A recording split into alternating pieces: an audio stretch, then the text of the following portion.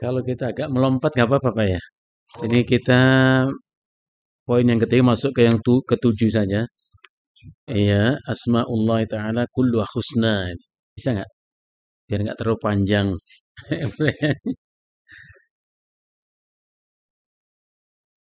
Nah, kita ambil yang ketujuh. Biar agak langsung masuk ke substansi bahasan. Berapa itu? Itu tiga. Nanti lanjutkan ke bawah lagi. Ketujuh. Nah, nggak apa-apa kan? Karena masih tentang apa keutamaan ilmu tentang asma dan sifat Allah. Fadlu ilmu bi asma'i ta'ala wa sifatihi. Nah, kita masuk ke tujuh biar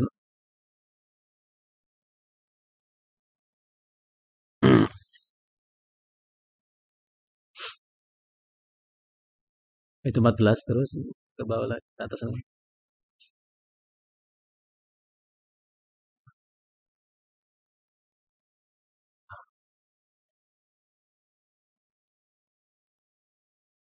Nah, kita mulai saja ikhwan. Assalamualaikum warahmatullahi wabarakatuh.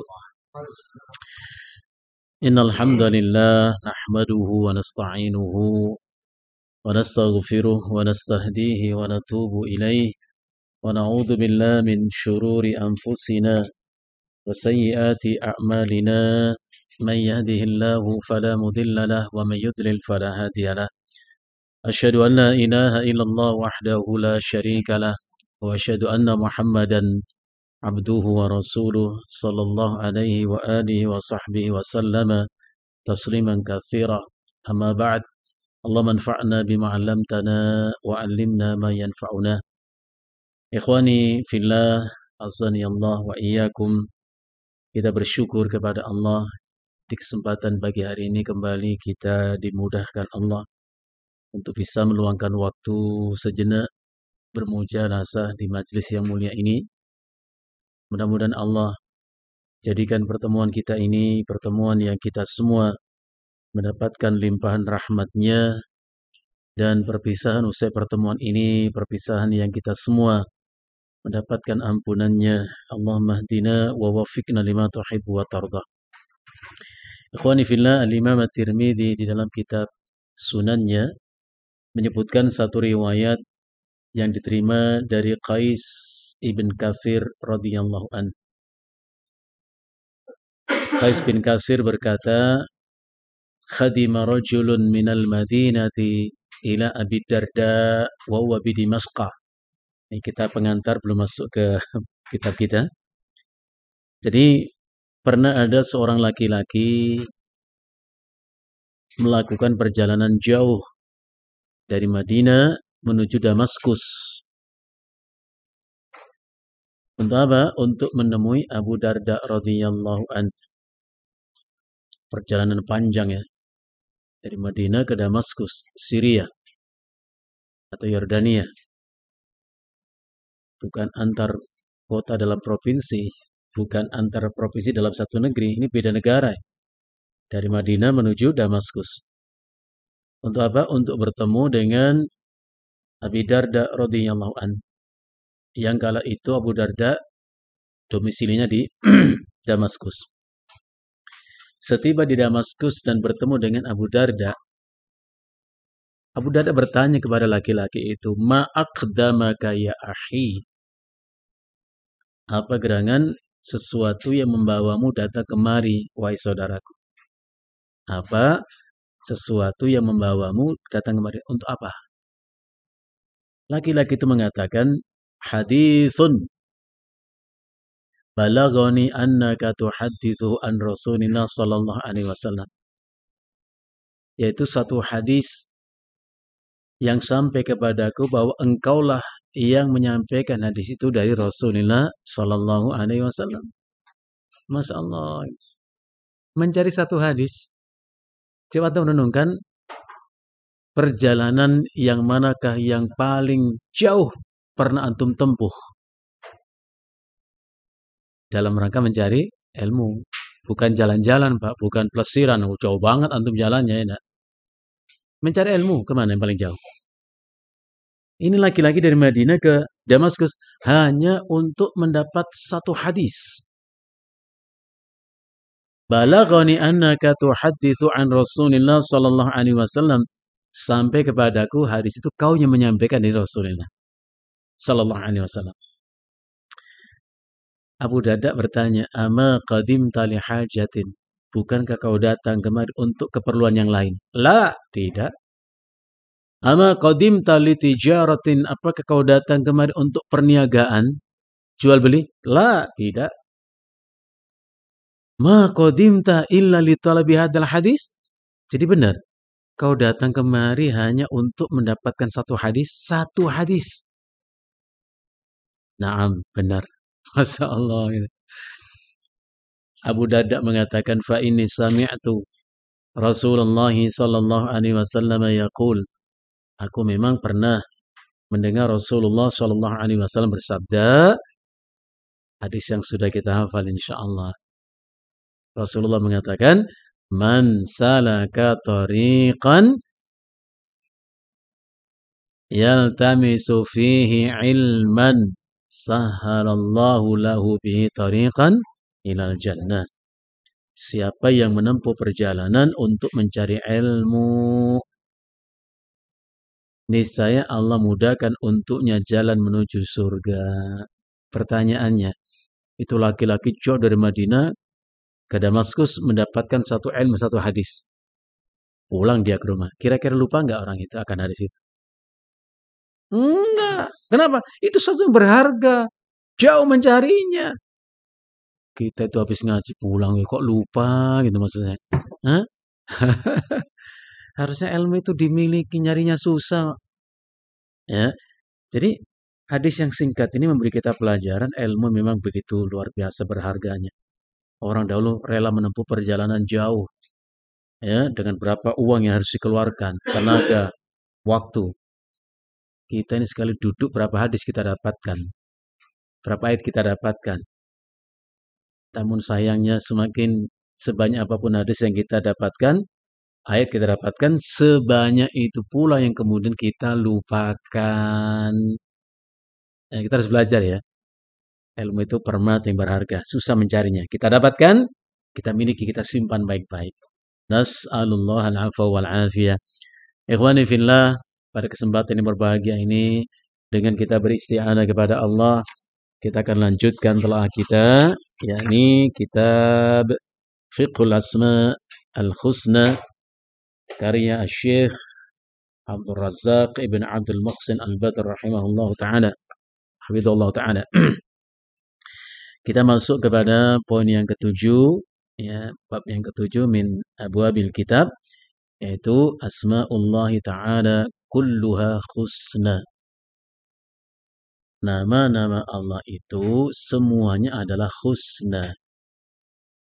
Asma itu jamak dari kata ismun. Ismun itu artinya nama. Dan orang Arab mengatakan al-ismu yadullu ala al-musamma. Nama itu menunjukkan sesuatu yang untuknya disematkan nama itu. Gak ada sesuatu tanpa nama. Walaupun mungkin kita nggak tahu nama beberapa jenis sesuatu itu. Kita suka tanya, apa namanya ini? Ini namanya apa? Ada namanya. Jadi nama itu selalu menunjukkan sesuatu yang untuknya disebutkan, disematkan nama itu. Ya. Allah itu namanya. Ada Allah itu atau tidak? Ya ada. Nggak mungkin ada nama tanpa sesuatu untuknya disebutkan nama itu. Kulluha, seluruhnya nama Allah itu adalah husna, baik. Saleh Fauzan mengatakan al-husna itu artinya al-mubalaghatu fil hasani. Itu puncak dari semua kebaikan. Kenapa? Karena semua nama-nama Allah itu menunjukkan sifat-sifat Allah yang mulia. Ya. Jadi semua nama Allah menunjukkan sifat Allah yang mulia. Walaupun tidak semua sifat Allah itu menjadi nama Allah. Nah, begitu. Al-Mu'allif rahimahullah ta'ala mengawali penjelasan dalam bab ini seraya mengatakan laqad imtadahallahu fil Qur'anil Karim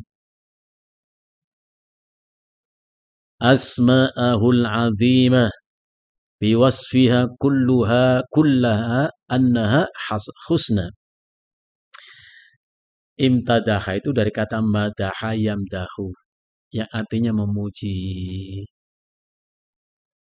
Apa bedanya antara dengan kata hamidah yahmadu? Sama, maknanya pujian. Walaupun sebagian ulama menjelaskan ada beda sesungguhnya. Kalau hamidah yahmadu itu artinya memuji. Memuji karena sudah diberi. Sedangkan madaha yamdahu itu memuji supaya diberi. Itu bedanya. Tapi di sini al-muallif rahimahullah taala ya menggunakan istilah imtadahallah, Allah memuji dirinya. Kenapa?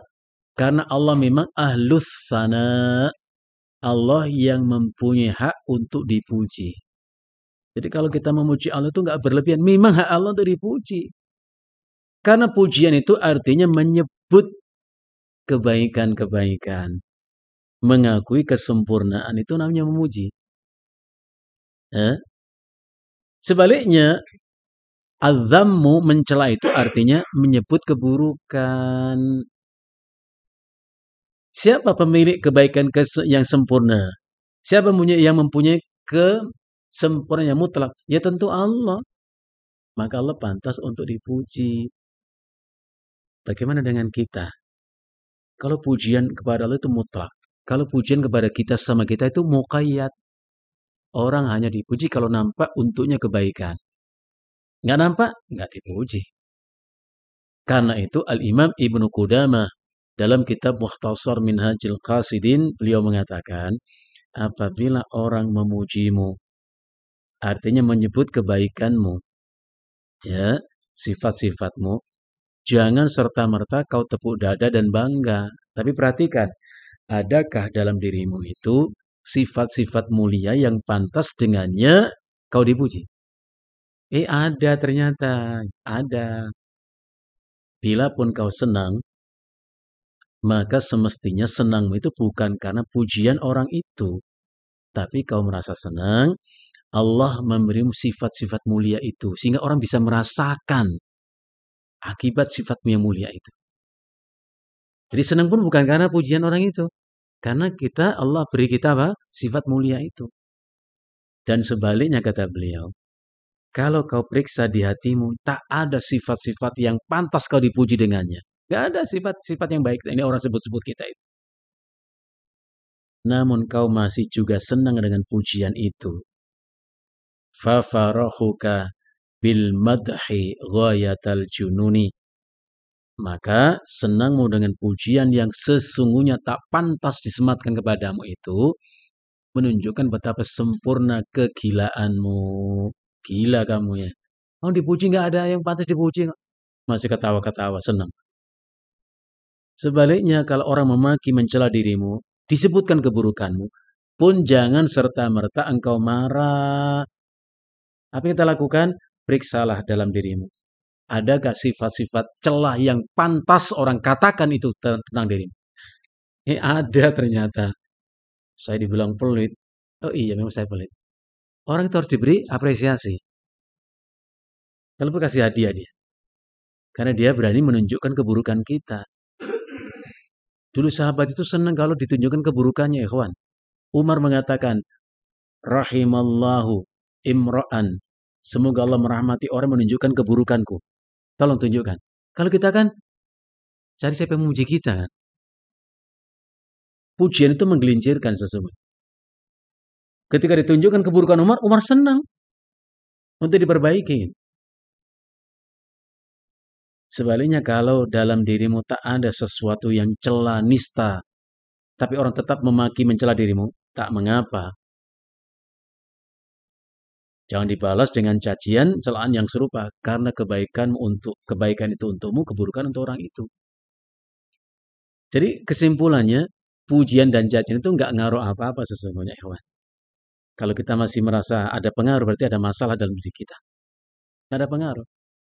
Orang memuji kita nggak serta-merta kita mulia karena pujian. Orang mencaci kita nggak serta-merta hina karena cacian. Nggak ada pengaruh apa-apa. mulianya kita atau hina karena perbuatan kita, Pak. Nah, gitu ya. Beda dengan Allah. Allah memang ya sempurna dalam kebaikan dan kemuliaan. Maka pantas Allah memuji dirinya. Bahkan dalam doa Rasulullah mengucapkan apa? Allahumma inni a'udzu biridhaka min sakhatik wa bi mu'afatika min uqubatik wa bika minka. Apa kalimat berikutnya? La nukhsi thana'an 'alaika anta kama asnaita 'ala nafsika. La nukhsi thana'an 'alaika, kami tak mampu menghitung ya Allah. Entah seberapa banyak pujian yang mesti kami memujimu dengan pujian-pujian itu. Kami nggak mampu. Artinya sebanyak apapun kita puji Allah, belum setara sepadan dengan hak Allah untuk dipuji. Anta kama afnai ta'ala nafsika. Sebagaimana engkau memuji dirimu. Nah gitu ya. Jadi Allah memuji dirinya dalam Al-Quran dengan menyebutkan nama-namanya yang agung. Dengan sifat-sifatnya yang semuanya annaha khusna, menunjukkan itu nama yang baik. Bukan hanya Hasan. Kenapa enggak coba al-asma al-hasanah? Kenapa? Tapi al-asmaul husna, bukan hasanah. Tadi Syekh Shalih Fauzan mengatakan al-husna al-mubalaghatu fil hasani, puncak dari semua kebaikan, sempurna Allah. Nah, gitu. Wa takarrara wasfaha bidzalika fil Qur'an fi arba'i mawadhi'. Takarrara, ya. Dan Allah ulang-ulang, ya. Wasfaha, sifat-sifat, menyebutkan sifat-sifatnya itu dalam Al-Quran fi arba'i mawadhi', pada 4 tempat, ya. Ada 4 ya yang Allah sebutkan dalam Al-Quran, di antaranya surat Al-A'raf ayat 180. Allah berfirman, A'udzu billahi samiil 'alim minasyaitonir rajim. Walillahil asmaul husna. Ini khobariyah, kalimat berita. Walillah, dan milik Allah. Lam di situ al-istihqaq, untuk menunjukkan kepemilikan. Lillahi, milik Allah. Apa? Al-asmaul husna, nama-nama yang baik. Fad'uhu biha, maka serulah ia, panggillah Allah itu biha, dengan nama-namanya yang mulia itu. Ya. Ba di situ ikhwan, coba lihat huruf ba di situ, fad'uhu biha. Ada huruf ba di situ. Dhamir hak itu kembali kepada asma, nama-nama Allah. Ba di situ menunjukkan lil wasilah, untuk menunjukkan wasilah. Maka ulama menyebutkan satu di antara wasilah asy-syar'i adalah dengan menyebut nama Allah. Ya. Bahkan di antara nama-nama Allah itu ada 2 nama yang Nabi sebut dengan Ismul A'zam. Nama yang paling agung di antara nama-nama Allah. Siapapun yang memanggil, menyebut nama Allah itu, pasti Allah ijabah doanya. Apa 2 nama itu? Al-Hayyu, Al-Qayyum. Al-Hayyu, Al-Qayyum, yang maha hidup dan yang maha mengatur. Qayyum itu ngurus. Ya.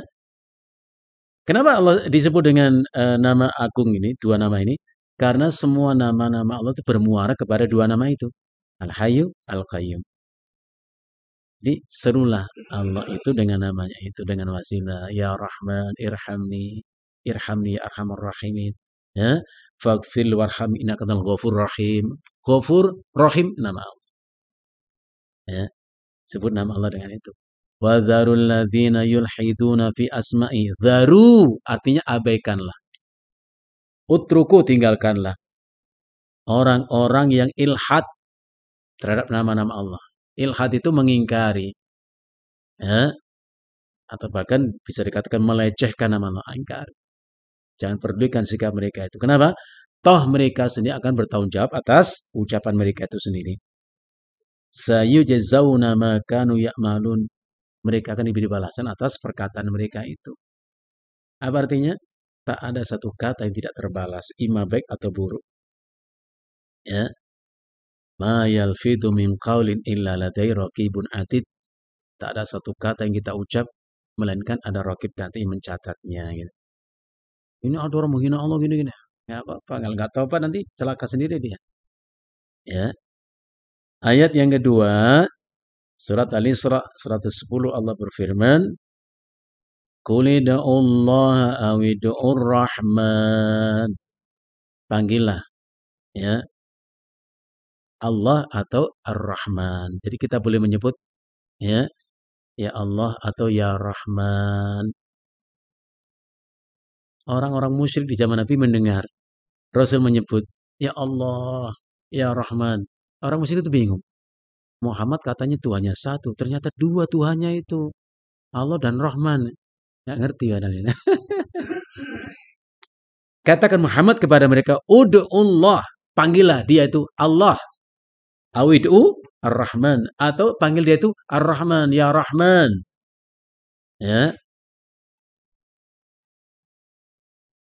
Ayyamma tad'u. Yang manapun yang dengannya kau panggil dia, falahul asma'ul husna. Maka untuknya lah nama-nama yang baik, yang mulia itu. Boleh kita menyebut ya Rahman, ya Rahim, ya Ghafur. Boleh. Sesuai dengan apa yang kita sebutkan. Ya Rahman, irhamni, ya Ghaffar, ighfirli, ya Tawwab, tub alayya, dan sebagainya. Ya Razzaq, urzuqni, boleh. Gitu ya. Jadi bukan berarti Allah itu dua gitu. Nama yang manapun yang kau sebut dengannya, ia memang punya nama-nama yang baik. Ayat yang keempat, surat Thaha ayat yang ke-8. Allah berfirman, Allahu la ilaha illahu lahul asma'ul husna. Ya khobariyah. Allah la ilaha illa huwa. Ay la ma'buda bihaqqin illahu. Jadi mengatakan la ilaha illa huwa itu la ma'buda bihaqqin. Harus ada kata bihaqqin. Itu takdirnya begitu.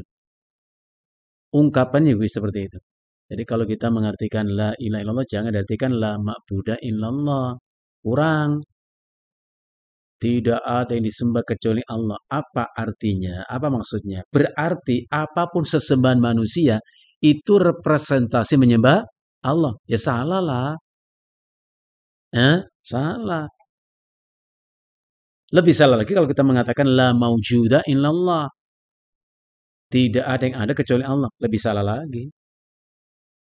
Memaknai yang benar kalimat itu adalah la ilaha illallah, la ma'buda bihaqqin illallah.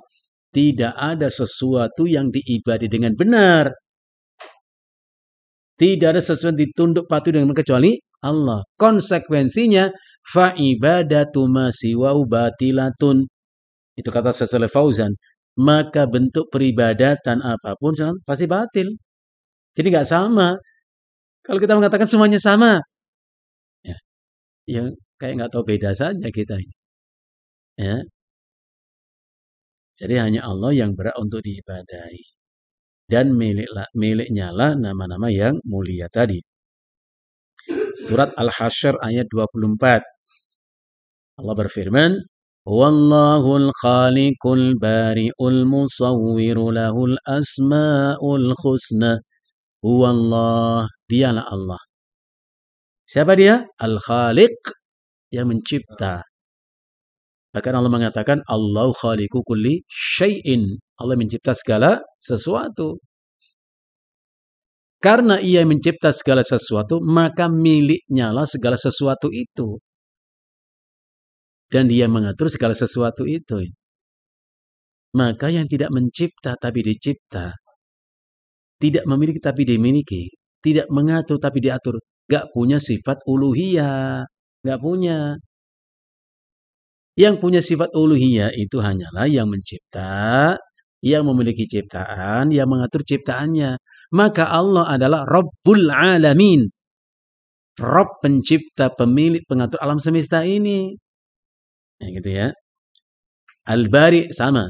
Bari itu yang mencipta. Ya. Al-Musawwir yang membentuk. Sama dengan surat apa itu? Al-Imran ayat 6 ya. Walladzi yusawwirukum fil arhami kaifa yasha.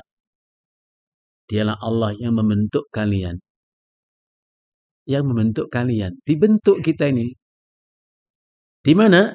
Dalam rahim ibu-ibu kita. Bagaimana Allah suka. Kalau kita ini laki-laki bukan karena mau kita loh. Ini nanti dulu pesan kepada Allah. Aku laki-laki aja lah, biar gagah gitu. Enggak. Yang perempuan bukan karena keinginan dia. Allah yang mengendaki. Ya. Laki atau perempuan. Seperti dalam hadis. Nabi mengatakan. Inna Allah ta'ala yajma'u khalqa ahadikum fi batni ummihi arba'ina yawman nutfatan.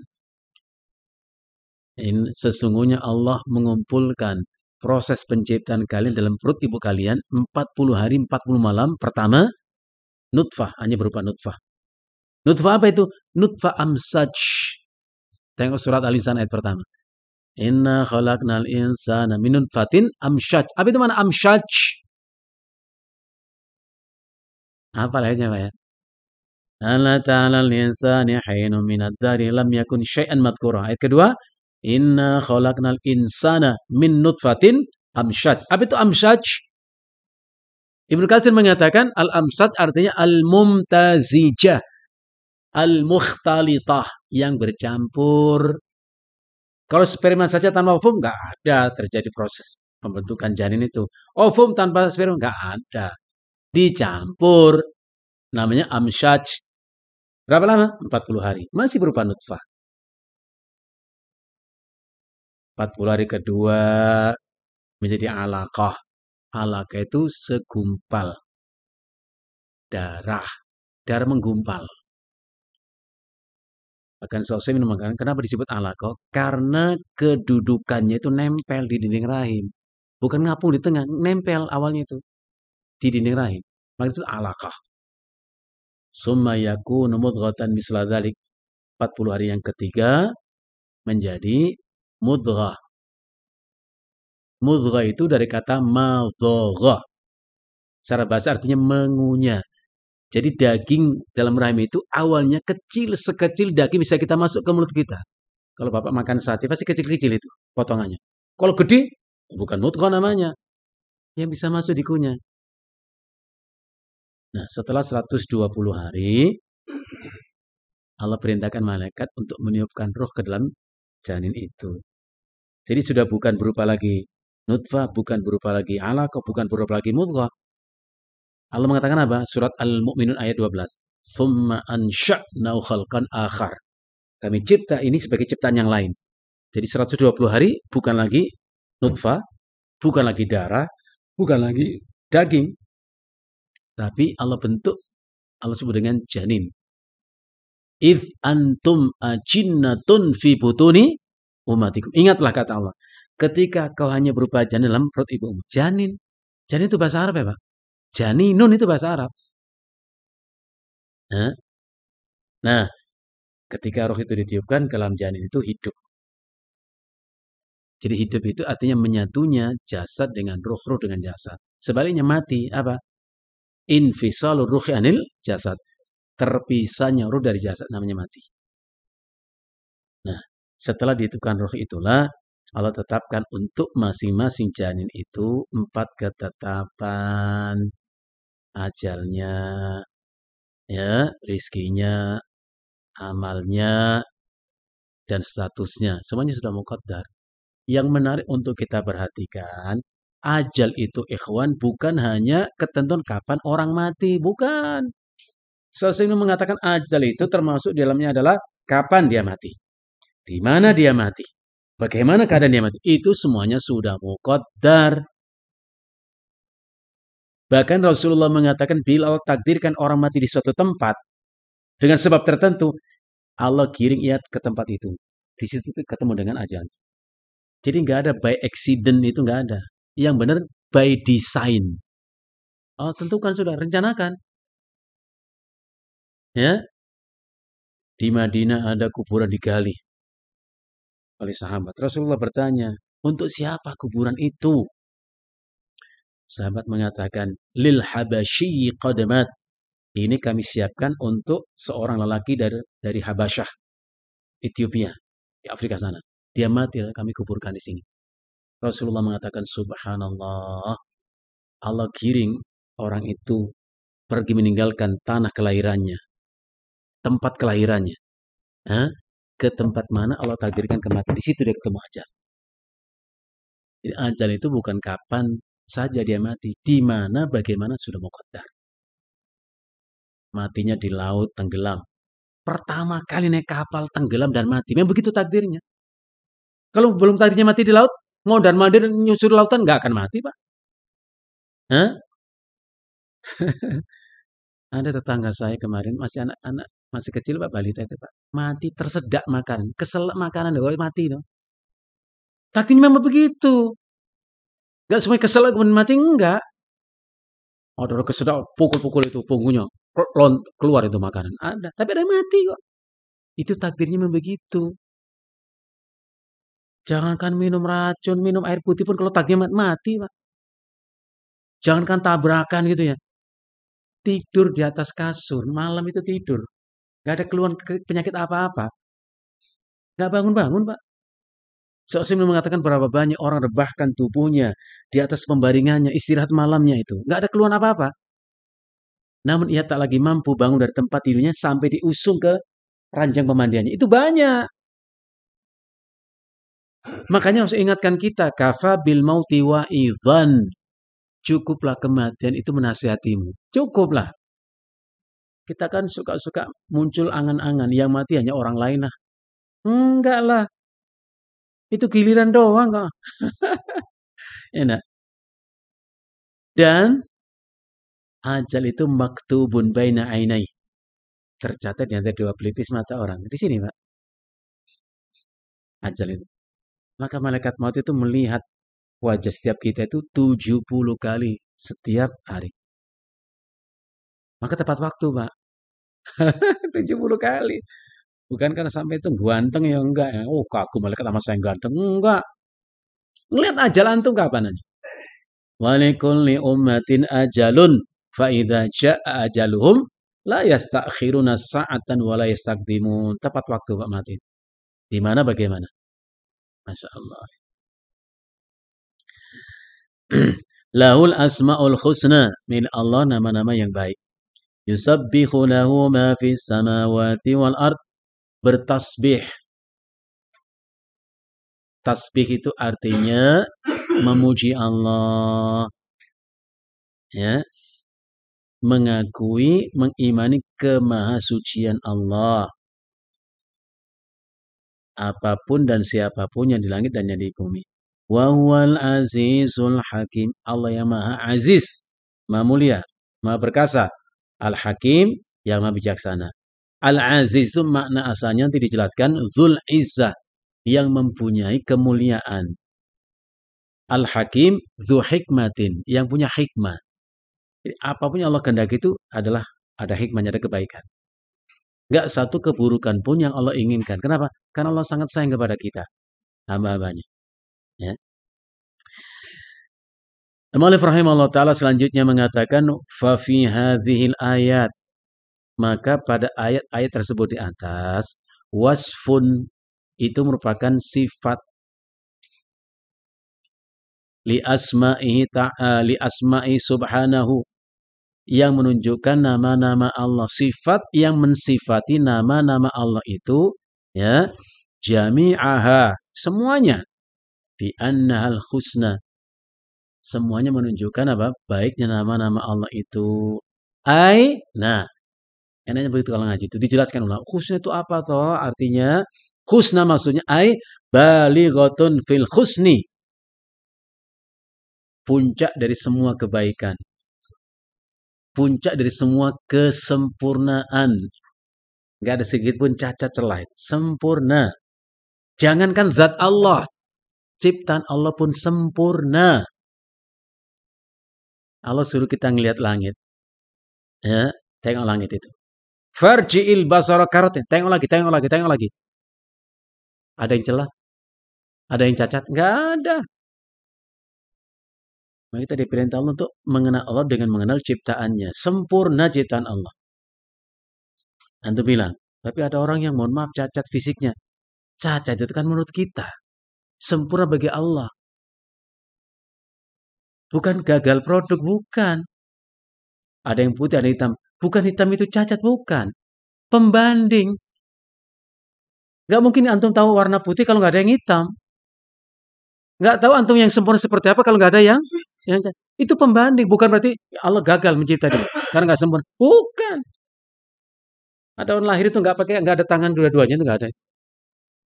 Apa itu berarti celah gitu, cacat Allah nggak bisa cipta. Bukan, bukan. Ya, beda sama antum. Bikin roti, bantat semuanya nggak enak dimakan. Gagal antum memang nggak bisa, nggak pandai. Hah? Bikin nasi goreng asin ya Allah gitu. Kita memang gagal, reject namanya. Allah jangan bilang reject, nggak ada, Allah sempurna. Ya, kamaluhu wa muntahahu. Ya, jadi Allah itu apa? Puncak dari semua kebaikan dan kesempurnaan. Muntahahu, puncak. Kalau bahasa kita top of the top ini, oh paling top lah. Subhanallah. Wahiyya jami'u al-aqsan. Jam'u al-aqsan. Khususnya jam' dari al-aqsan. Aqsan itu ismu tafdhil dari kata hasan. Terbaik. Ya. La jama' dari kata hasan. Bukan jama' hasan. Itu mubalaghah dari kata al-aqsan. Jama' dari al-aqsan. Yang terbaik. Ya gitu. Fahiyya af'al. Ini menunjukkan af'al. Ya. Ala wazni af'al. Aqsan af'al. Tafdhil ma'rifatin al-ma'rifah billah. Itu ismu tafdhil. Hasanun hasanun ahsan. Yang terbaik. Baik, baik, terbaik. Tapi jangan juga kita juga terkecoh. Seperti misalnya firman Allah, fatabarakallahu ahsanul khaliqin. Maha suci Allah sebaik-baik pencipta. Ini kalau nggak cermat kita kejebak itu. Oh, jadi Allah sebaik-baik pencipta. Berarti ada pencipta selain Allah. Cuma Allah yang terbaik. Nah kan salah. Jadi, ya kan? Allah sebaik-baik pencipta. Logika mengatakan berarti ada pencipta selain Allah. Cuman nggak lebih baik daripada Allah yang terbaik. Enggak. Mencipta, kata al-khalqu kalau diidhafakan kepada Allah, itu maknanya adalah ijadu syai' minal adami ilal wujud. Menjadikan sesuatu dari tidak ada menjadi ada. Itulah ciptaan menurut Allah. Mencipta itu seperti itu. Sedangkan kata mencipta dan kutip kalau diidhafakan kepada kita manusia adalah taghyiru syai' min halin ila halin akhar. Merubah sesuatu dari keadaan ke keadaan yang lain. Ada tepung, tepung sudah ada. Tepung dari gandum diproses menjadi tepung. Ya, gandum itu hasil tanaman. Itu. Ya, terus ada tepung dan ada telur. Ya, ada gula, ada margarin. Ya, ada baking soda. Di mix jadi adonan, kemudian di oven menjadi roti. Itu bukan mencipta, hanya merubah beberapa kandungan tadi yang kita sebutkan menjadi satu produk. Itu bukan mencipta. Kalau ciptaan menurut Allah itu menjadi sesuatu dari tidak ada menjadi ada. Maka Allah sebut dirinya badi. Badi'us samawati wal ard. Pencipta langit. Karena nggak ada contoh sebelumnya. Nggak ada sesuatu sebelum Allah itu ada, nggak ada. Kalau antum bikin roti kan sudah ada contohnya. Ya. Ada tutorial gimana cara bikin-bikin? Ada. Kalau Allah? Enggak. Enggak ada langit sebelum Allah cipta langit. Jadi Allah mencipta itu pertama gitu. Tanpa ada contoh sebelum maghrib itu badi. Sehingga ulama mengatakan apa itu bid'ah? Bid'ah itu adalah mala mathil lalu sabik. Amalan tidak contoh sebenarnya bid'ah. Secara bahasa begitu ya. Mala mathil lalu sabik. Jadi Allah satu-satunya pencipta. Jadi tidak berarti ayat itu menunjukkan ada pencipta selain Allah. Cuma Allah yang terbaik. Aksan. Enggak. Ulama jelaskan seperti itu. Jangan terjebak. Ai La aksana minha biwajhin minal wujuh. Tidak ada sesuatu apapun, nama apapun yang lebih baik daripada nama-nama Allah biwajhin minal wujuh. Dari sisi manapun nggak ada. Maka nggak boleh kita menyematkan nama Allah untuk nama kita kecuali ditambah dengan kata abdun. Ya, Abdullah. Nggak boleh nama Allah, nggak boleh. Hah? Rahman. Rahman itu nama Allah. Harus Abdurrahman, Abdurrahim, Abdul Karim, Abdul Ghafur. Begitu. Manggilnya pun begitu. Lengkap. Iya. Abdul Khaliq. Iya. Khaliq itu nama Allah. Manggilnya Khaliq. Salah. Salah. Harus Abdul. Manggilnya Rahman. Rahman itu nama Allah. Antum kurang ajar sama Allah. Oh, Rahman. Rahman itu nama Allah. Nama Allah. Harus antum Abdurrahman. Dia Abdurrahman. Wahai Abdurrahman. Jangan suka nyingkat-nyingkat lah. Yang akhirnya salah. Ghafur. Ghafur nama Allah. Namanya Abdul Ghafur. Hamba Allah yang pengampun gitu loh. Ya. Abdul Razak. Kang Rojak. Gimana ceritanya? Dia itu abdunnya Razak. Abdul Razak. Hamba daripada pemberi rizki gitu loh. Nah, gitu ya. Ballahal hasanu al-kamil at-tam al-mutlak.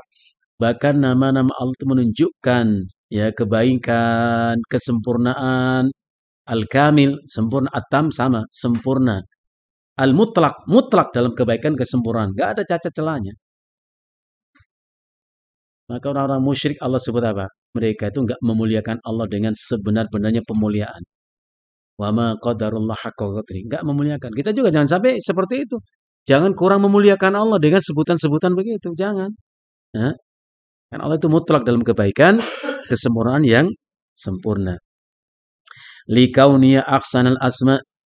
Karena nama-nama Allah itulah sebaik-baik nama. Beda dengan nama kita. Baik namanya doang. Kelakuannya kagak baik, pasti begitu. Namanya mukhlis. Artinya orang ikhlas. Enggak juga itu. Enggak ikhlas itu. Namanya muhsin. Harusnya orangnya baik. Enggak, jahat itu.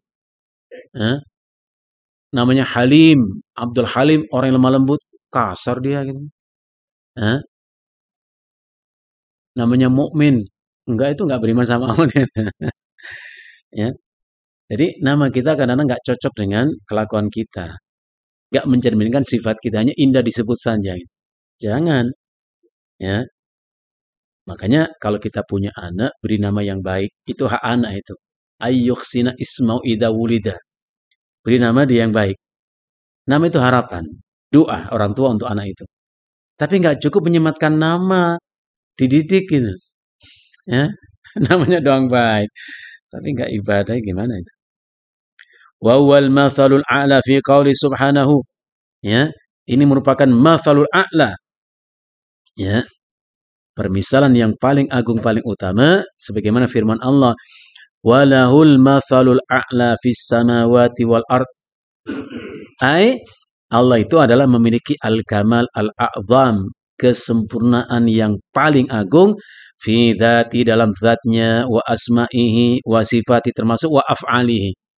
Allah itu sempurna. Sempurna dalam zatnya. Dalam nama-namanya, ya, sifatnya. Dan sifat Allah itu ada dua memang ya. As-sifat az-zatiyah, as-sifat al-fi'liyah. Semuanya sempurna. Ya. Zatnya, nah, itu istilah zat. Artinya Allah itu ada wujudnya. Jangan nanti kita tuh bingung sendiri gitu ya. Oh, Allah ada zatnya. Itu masuk kategori zat apa? Zat padat, zat cair, atau gas. Ngapain sih aneh-aneh mikirnya tuh, kenapa sih kok nyasar-nyasar ke sana itu? Zatiyah itu adanya yang ada itu loh. Allah itu ada. Oh, tapi saya nggak ngeliat. Nanti di akhirat kau ngeliat. Allah katakan begitu.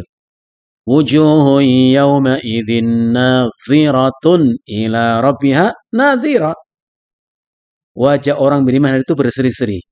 menggambarkan rasa bahagia di hati mereka kepada Allah Rabbnya mereka memandang. Dan Nabi kita sallallahu alaihi wasallam mengatakan, innakum satarawna rabbakum, kalian nanti akan melihat Allah Rabb kalian, kama tarawnal qamara lailatal badri, seperti kalian lihat bulan di malam purnama. Walaupun sebagian ulama mengatakan apa Allah kelihatan seluruh zatnya atau hanya wajahnya. Sebagian ulama mengatakan wajah Allah yang nampak kita lihat. Ya. Karena Allah mengatakan la yudrikul absar wa yudrikul absar. Allah itu nggak akan terlihat seluruhnya oleh pandangan mata kita, tapi Allah melihat seluruh di kita. Ulama membicarakan masalah itu. Itu di akhirat. Di dunia, oh jangankan nggak bisa kita ngelihat Allah. Nabi Musa dalam munajatnya pernah mengatakan, Rabbi arini anzur ilaik. Ya Allah, perkenankan aku melihat dirimu. Minta diberi Allah bisa melihat Allah. Kalau mendengar, Allah perdengarkan dirinya kepada Nabi Musa. Wa kallama Allah Musa taklim. Ada mukhatabah, ada perbincangan antara Allah dengan Nabi Musa. Bahkan Allah mengatakan, wa matilka biyaminika ya Musa. Itu apa yang di tangan kanan wahai Musa? Bukan Allah nggak tahu. Itu mukhatabah. Musa menjawab, hiya asaya. Ini tongkat ya Rabb. Atawakka'u 'alaiha wa ausyu ala ghanami. Aku kalau berjalan bertumpu dengan tongkatku ini dan untuk menghalau domba-dombaku. Karena Musa itu 10 tahun ngawin kambing, jadi akrab banget dengan tongkat itu untuk menghalau kambing. Allah mengatakan alqi asaka, coba kau buang itu tongkatmu. Atas perintah Allah dibuang. Fa idza hiya sa'banun mubin, langsung berubah menjadi ular. Ular beneran, mubin, jelas ular. Musa mundur ketakutan. Nah, tongkat jadi ular. Mundur Nabi Musa. Apa Allah mengatakan? La takhaf. Innahu la yakhafu ladayyal mursalin. Kamu nggak usah takut, kamu ular itu. Ya, nggak ada rasul yang takut dengan yang begitu. Dalam ayat lain Allah mengatakan, akan kami kembalikan seperti semula. Betul, kembali tongkat lagi.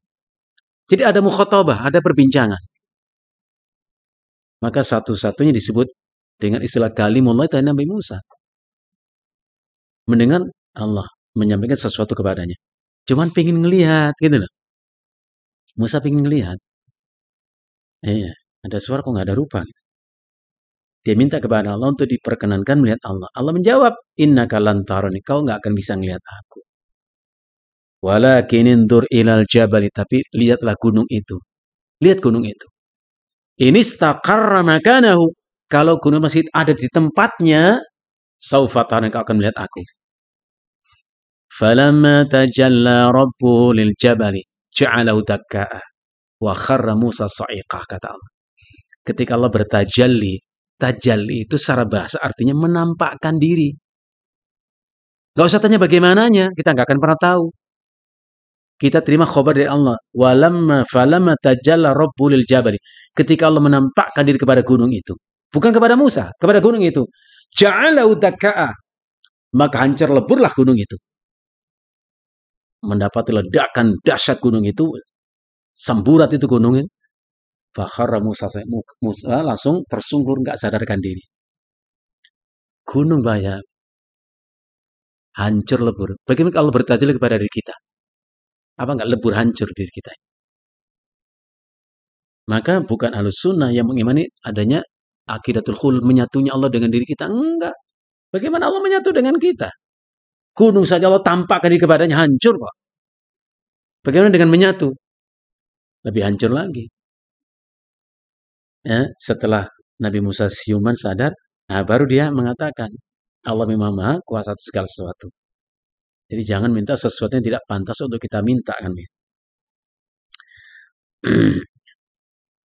Al-kamal, ya, al-a'zam fi dzatihi wa asma'i wa sifatihi. Walidha, oleh karena itu, kanat aksanal asma, oleh karena itulah nama-nama Allah itu merupakan aksanal asma, sebaik-baiknya nama. Bal laisa fil asma'i aksana mina, sehingga tidak ada satu nama pun yang kita bisa sebut yang lebih baik ketimbang nama Allah. Berapa nama Allah? Nabi menyebut 99. Inna lillahi tis'atan wa tis'ina isman. Antum searching langsung muncul peng gitu. Muncul ya. Ketik satu kata ya sebagai pengantarnya nanti muncul ya. Inna lillahi tis'atan wa tis'ina isman. Sesungguhnya Allah itu memiliki 99 nama. Udah itu khobar. Pakai tanya lagi, Ustaz, kenapa 99? Tanggung banget ya, kurang satu. Emang kenapa sih? Jadi kalau kita mendengar ucapan Nabi dan sahih sanadnya, kewajiban kita cuma satu. Apa? At-tasdiqu wal qabul. Membenarkan dan menerima khobar itu. Udah jangan protes. Kenapa sih? Habisnya tanggung. 99. Boleh tambah satu. Emang antum pikir Allah nggak bisa menjadikan 1000 nama untuknya? Kita suka-suka gitu mikirnya itu. Kepanjangan. Jadi tidak ada satu nama pun yang lebih utama, lebih mulia daripada nama Allah. Wala yasuddu ghairuha ma saddaha. Ya, wala yakum ghaira maqama. Sehingga enggak ada nama yang bisa menyetarai. Disediakan nama Allah enggak bisa. Apalagi yuqawimu ghaira maqama. Menggantikan. Enggak bisa. Enggak ada. La yu'addi makna. Dan tidak ada satu nama pun yang bila disebutkan yang mempunyai makna seperti nama-nama Allah yang menunjukkan sifat-sifat Allah yang mulia itu. Wa tafsirul asma'i minha bi ghairi laisa tafsiran bi muradifin mahdhin. Ya, dan memahami atau menafsirkan nama di antara nama-nama Allah itu dengan selain nama Allah itu laisa tafsiran bi muradifin, itu tidak setara. Jadi menyetarakan Allah, jangankan dengan sesuatu selain Allah, namanya saja, sifatnya saja nggak bisa disetarakan. Coba antum perhatikan. Allah melihat, dia bilang begitu. Ya. Huwa yarakum wa apa namanya? Ada beberapa ayat Allah menyebutkan dia melihat kita. Ya'lamu kha'inatal a'yun wa ma tukhfizun. Allah melihat kita. Kita melihat? Melihat. Allah melihat? Ya. Dia punya sifat? Melihat. Kita punya sifat? Melihat. Pertanyaan, samakah penglihatan kita dan penglihatan Allah? Padahal sama dalam sebutan, melihat. Tidak sama. Allah mendengar? Ya. Kita mendengar? Ya. Sama? Tidak. Ya. Allah mengetahui, kita mengetahui. Sama? Tidak. Maka tidak ada sesuatu yang bisa dimukawamah. Mukawamah itu disejajar, kesetarakan dengan Allah. Sehingga Allah mengatakan, laisa kamitslihi syai'. Enggak ada yang serupa, semisal, setara dengan Allah dalam apapun. Nama, sifat, perbuatan, enggak ada yang sama. Enggak ada yang sama itu. Ya. Bal huwa ala sabili at-taqrib. Kalaupun ada penyebutan itu hanya pendekatan, takrib, qarraba yaqrib, takrib, pendekatan saja. Wat tafhim, hanya untuk memahamkan. Ya. Walaupun tidak persis serupa sepenuhnya, tidak. Karena nggak bisa disetarakan sesuatu dengan Allah. Kenapa? Likamaliha fima benaha wa ma'naha. Karena sebegitu sempurnanya nama-nama Allah itu fima benaha, dalam dasarnya, fondasinya, wa dan maknanya. Misalnya Allah sebut dirinya Ar-Rahman. Itu memang sifat Allah, sangat mendasar. Sayang Allah kepada hamba-hamba. Maknanya jelas. Maksudnya jelas. Bahkan Rasulullah SAW mengatakan, demi Allah, sungguh Allah itu lebih menyayangi hamba-hambanya melebihi sayang seorang wanita kepada anaknya. Ada kerumunan wanita ini, orang manusia. Ada seorang wanita mencari anaknya di tengah kerumunan banyak orang tadi. Setelah ketemu anaknya itu langsung diambil itu anak, dipeluk, didekapnya, disusui oleh sang ibu itu. Melihat begitu sayang ibu kepada anaknya itu, Rasulullah berkata, apa pendapat kalian? Mungkinkah wanita yang nampak begitu sayang kepada anaknya itu mencampakkannya ke dalam api? Mungkin atau tidak? Ibu yang nampak begitu sayang kepada anaknya, mungkin nggak menyakiti anaknya dengan lemparin ke api anak itu. Sahabat mengatakan, la ya Rasulullah, tidak mungkin ya Rasulullah. Walau ia mampu melakukannya. Tidak mungkin. Kenapa? Sifat rahmah itu menghalangi ibu itu untuk melakukan itu. Nah, Rasul kemudian mengatakan, lallahu, demi Allah, sungguh Allah lebih menyayangi hamba-hambanya lebih daripada sayangnya wanita kepada anaknya. Tidak berarti sama, hanya pendekatan saja. Allah sayang sama kita hambanya seperti ibu pun sayang pada anaknya, tapi tidak sama persis. Itu hanya takrib pendekatan gitu. Allah sayang sama kita enggak? Sayang. Kayak apa itu?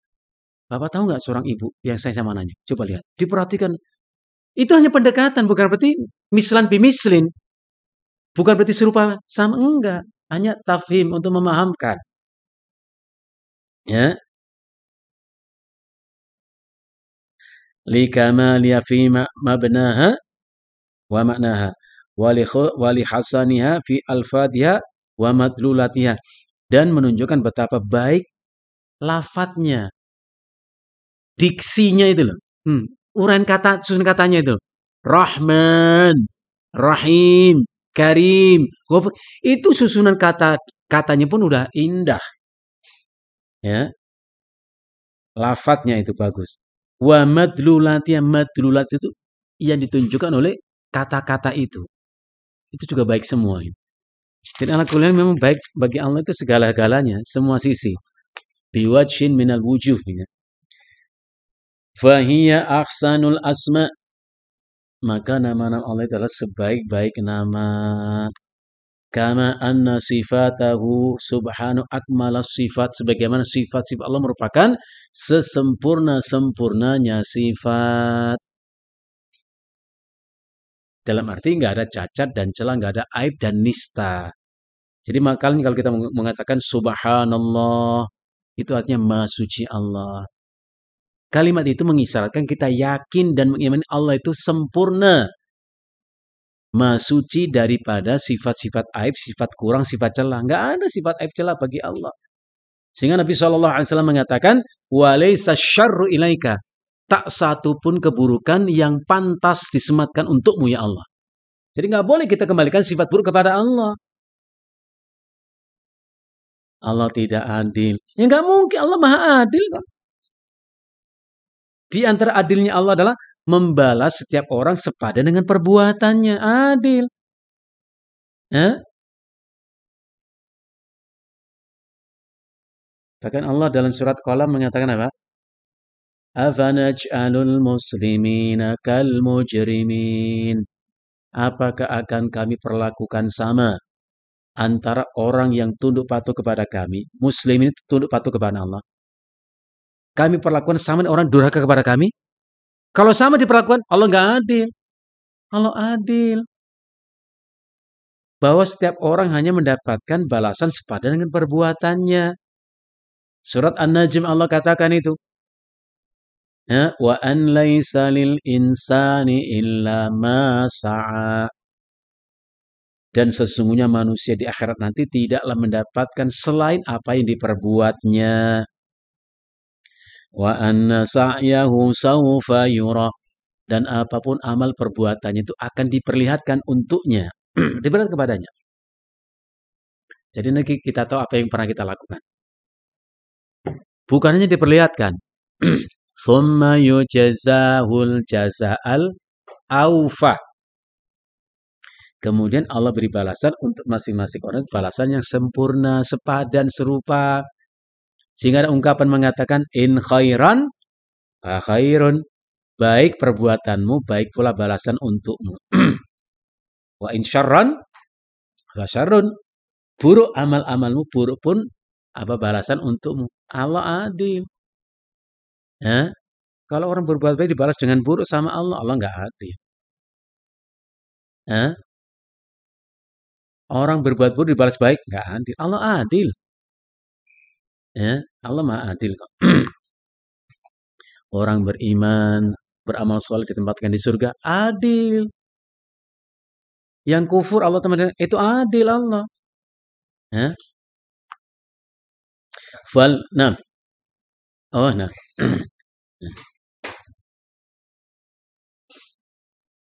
Assalamualaikum warahmatullahi wabarakatuh. Wal wasfu fil husna wasfun laha kullaha. Jadi ketika disebut nama Allah dengan sifat husna, itu menunjukkan sifat Allah seluruhnya itu husna, baik semuanya. Jadi enggak satu nama pun Allah yang ghairu husna, enggak ada. Semuanya husna, baik. Ya, nanti disebutkan satu demi satu. Fa yakul wa husna laisa fiya ismun ghairu dzalik. Jadi semua nama Allah itu adalah husna, laisa fiya tidak ada pada nama Allah itu selain itu, enggak ada. Nama selain Allah mungkin baik hanya sekedar sebutannya, tapi tidak baik secara madlulat yang ditunjukkan tidak baik. Ya. Kenapa? Li'annaha kullaha asma'u madkhin wa hamdin wa thanin wa tamjidin. Karena semua nama-nama Allah itu menunjukkan pujian. Madkhun, pujian. Hamdun, sama, pujian. Sana'un, sama, pujian. Tamjid, sama. Secara bahasa sama, tapi sesungguhnya mungkin ada perbedaan yang signifikan. Cuman karena kita bukan orang Arab, jadi dzauqnya nggak akan nyampe perasaan. Kayak begini. Baitun artinya rumah. Darun rumah. Manzilun rumah. Apa nggak ada perbedaan? Ada tentu perbedaan, cuman kita nggak paham. Jadi memang bahasa itu kaya dengan khazanah seperti itu. Ya. Nggak mungkin sama, ada beda, cuman kita nggak tahu secara signifikan mana sih bedanya. Ya. Pasti ada bedanya. Wallahu tabaraka wa ta'ala. Dan Allah tabaraka wa ta'ala li kamalihi, disebabkan dengan kesempurnanya itu, wa jalalihi, dan kemuliaannya itu, wa jamali, dan keindahannya itu, wa uzmati, dan keagungannya itu, la yusamma illa bi asmail husna, maka tidaklah dinisbatkan untuknya satu nama kecuali bi ahsanil asma, dengan sebaik-baik nama. Kenapa Allah memiliki nama yang baik-baik? Karena Allah itu sempurna, haknya untuk dipuji, untuk disanjung, ya. Maka tidak ada nama yang paling cocok untuk kecuali nama yang baik.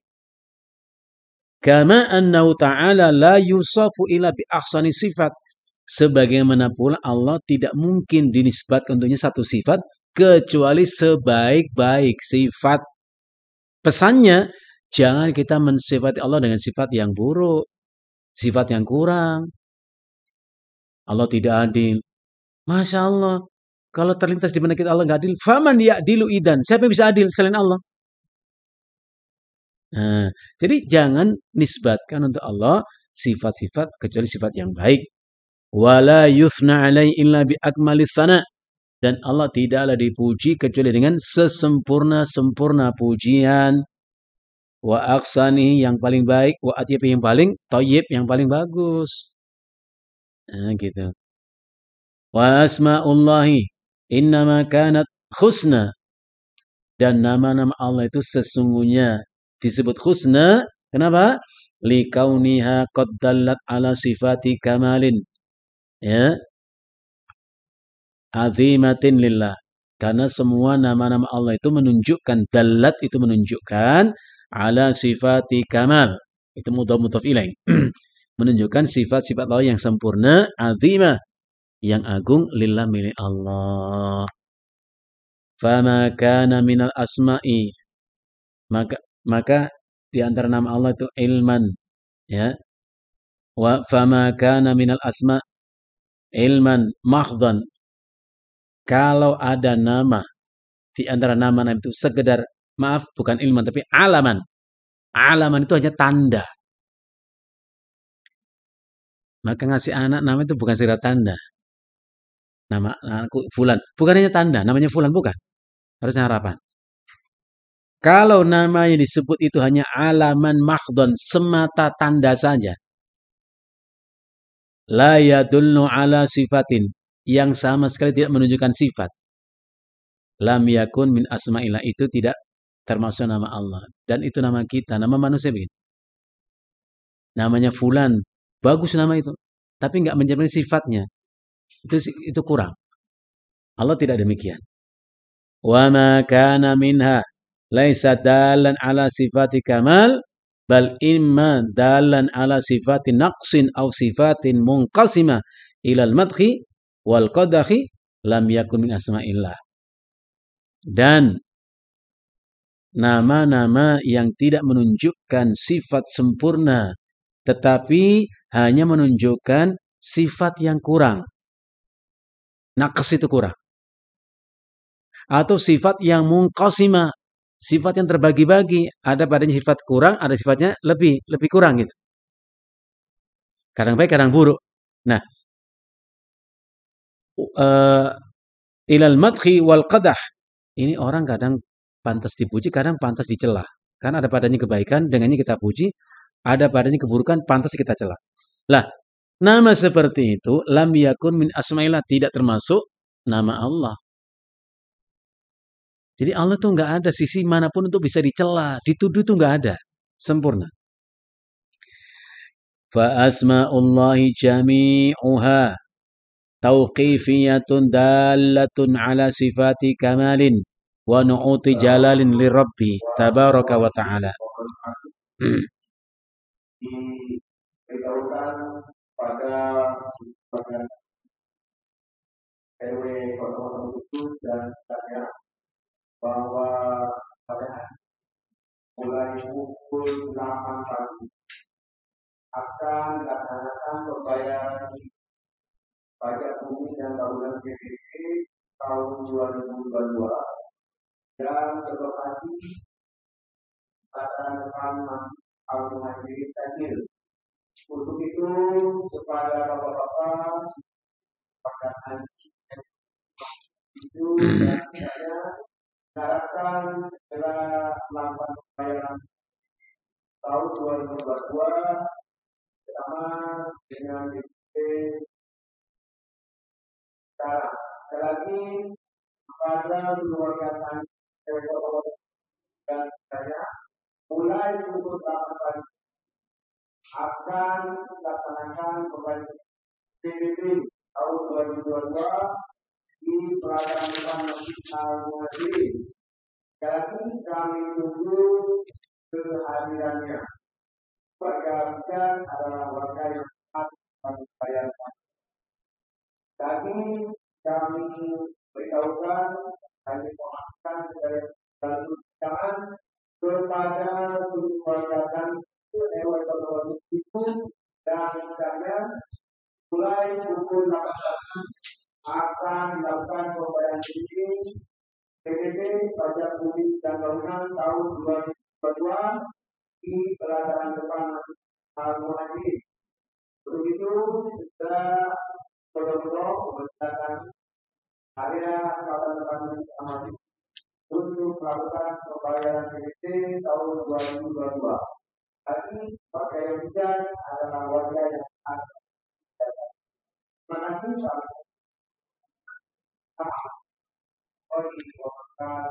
Baik. Lanjutkan. Jadi nama-nama Allah itu semuanya adalah tauqifiyah. Nah, ada istilah tauqifiyah. Apa itu tauqifiyah? Sallallahu Fauzan mengatakan tauqifiyah itu adalah mala yasbutu illa bidalilin minasyar'. Jadi tauqifiyah itu ya sesuatu yang tidak boleh diisbatkan, ditetapkan adanya atau tidak adanya illa bidalil, kecuali dengan dalil. Dari mana kita tahu Allah itu Ar-Rahman? Nah, disebutkan begitu Allah. Dia menyebut ini Ar-Rahman. Nggak boleh kita memberi nama Allah sebaik apapun kalau tidak ada dalil menunjukkan itu. Orang-orang Mu'tazilah menafikan sifat-sifat Allah, nama Allah yang memang nggak cocok dengan pikiran mereka. Yang cocok untuk pikiran mereka disebut untuk nama Allah itu, walaupun nggak ada dalilnya. Kita nggak boleh begitu. Jadi mengisbatkan nama Allah adalah berdasarkan dalil, namanya tauqifiyah, dari kata tawakuf. Semacam ibadah. Beliau mengatakan al-ibadatu tauqifiyatun. Ibadah itu perkara tauqifiyah. Nggak boleh ditetapkan adanya itu kecuali dengan dalil dari syariat. Yang menarik untuk dicermati, urusan tauqifiyah itu la majala fiha lirra'yi wal ijtihad. Tidak ada ruang untuk beristihad dalam urusan itu, nggak ada. Ya? Memberi pendapat nggak ada. Tauqifiyah mutlak dengan dalil. Dalatun ala sifati kamal. Semua menunjukkan sifat-sifat Allah yang sempurna. Wa na'utu jalan. Sama. Na'tun sama dengan sifatun. Menunjukkan sifat-sifat Allah yang maha mulia. Tabaraka wa ta'ala. Dan semua nama-nama Allah itu adalah husna. Baik. Bi'tibari ma'aniya wa haqaikiha. Semua nama Allah itu baik dari sisi makna dan hakikatnya. La bimujarradi al-fadiyah, bukan sekedar baik dalam struktur kalimatnya. Ya. Bukan hanya sekedar lafadznya saja baik, tapi maknanya, hakikatnya itu menunjukkan sifat-sifat yang baik semuanya. Id law kanat alfadan la ma'aniya fiha lam takun husna.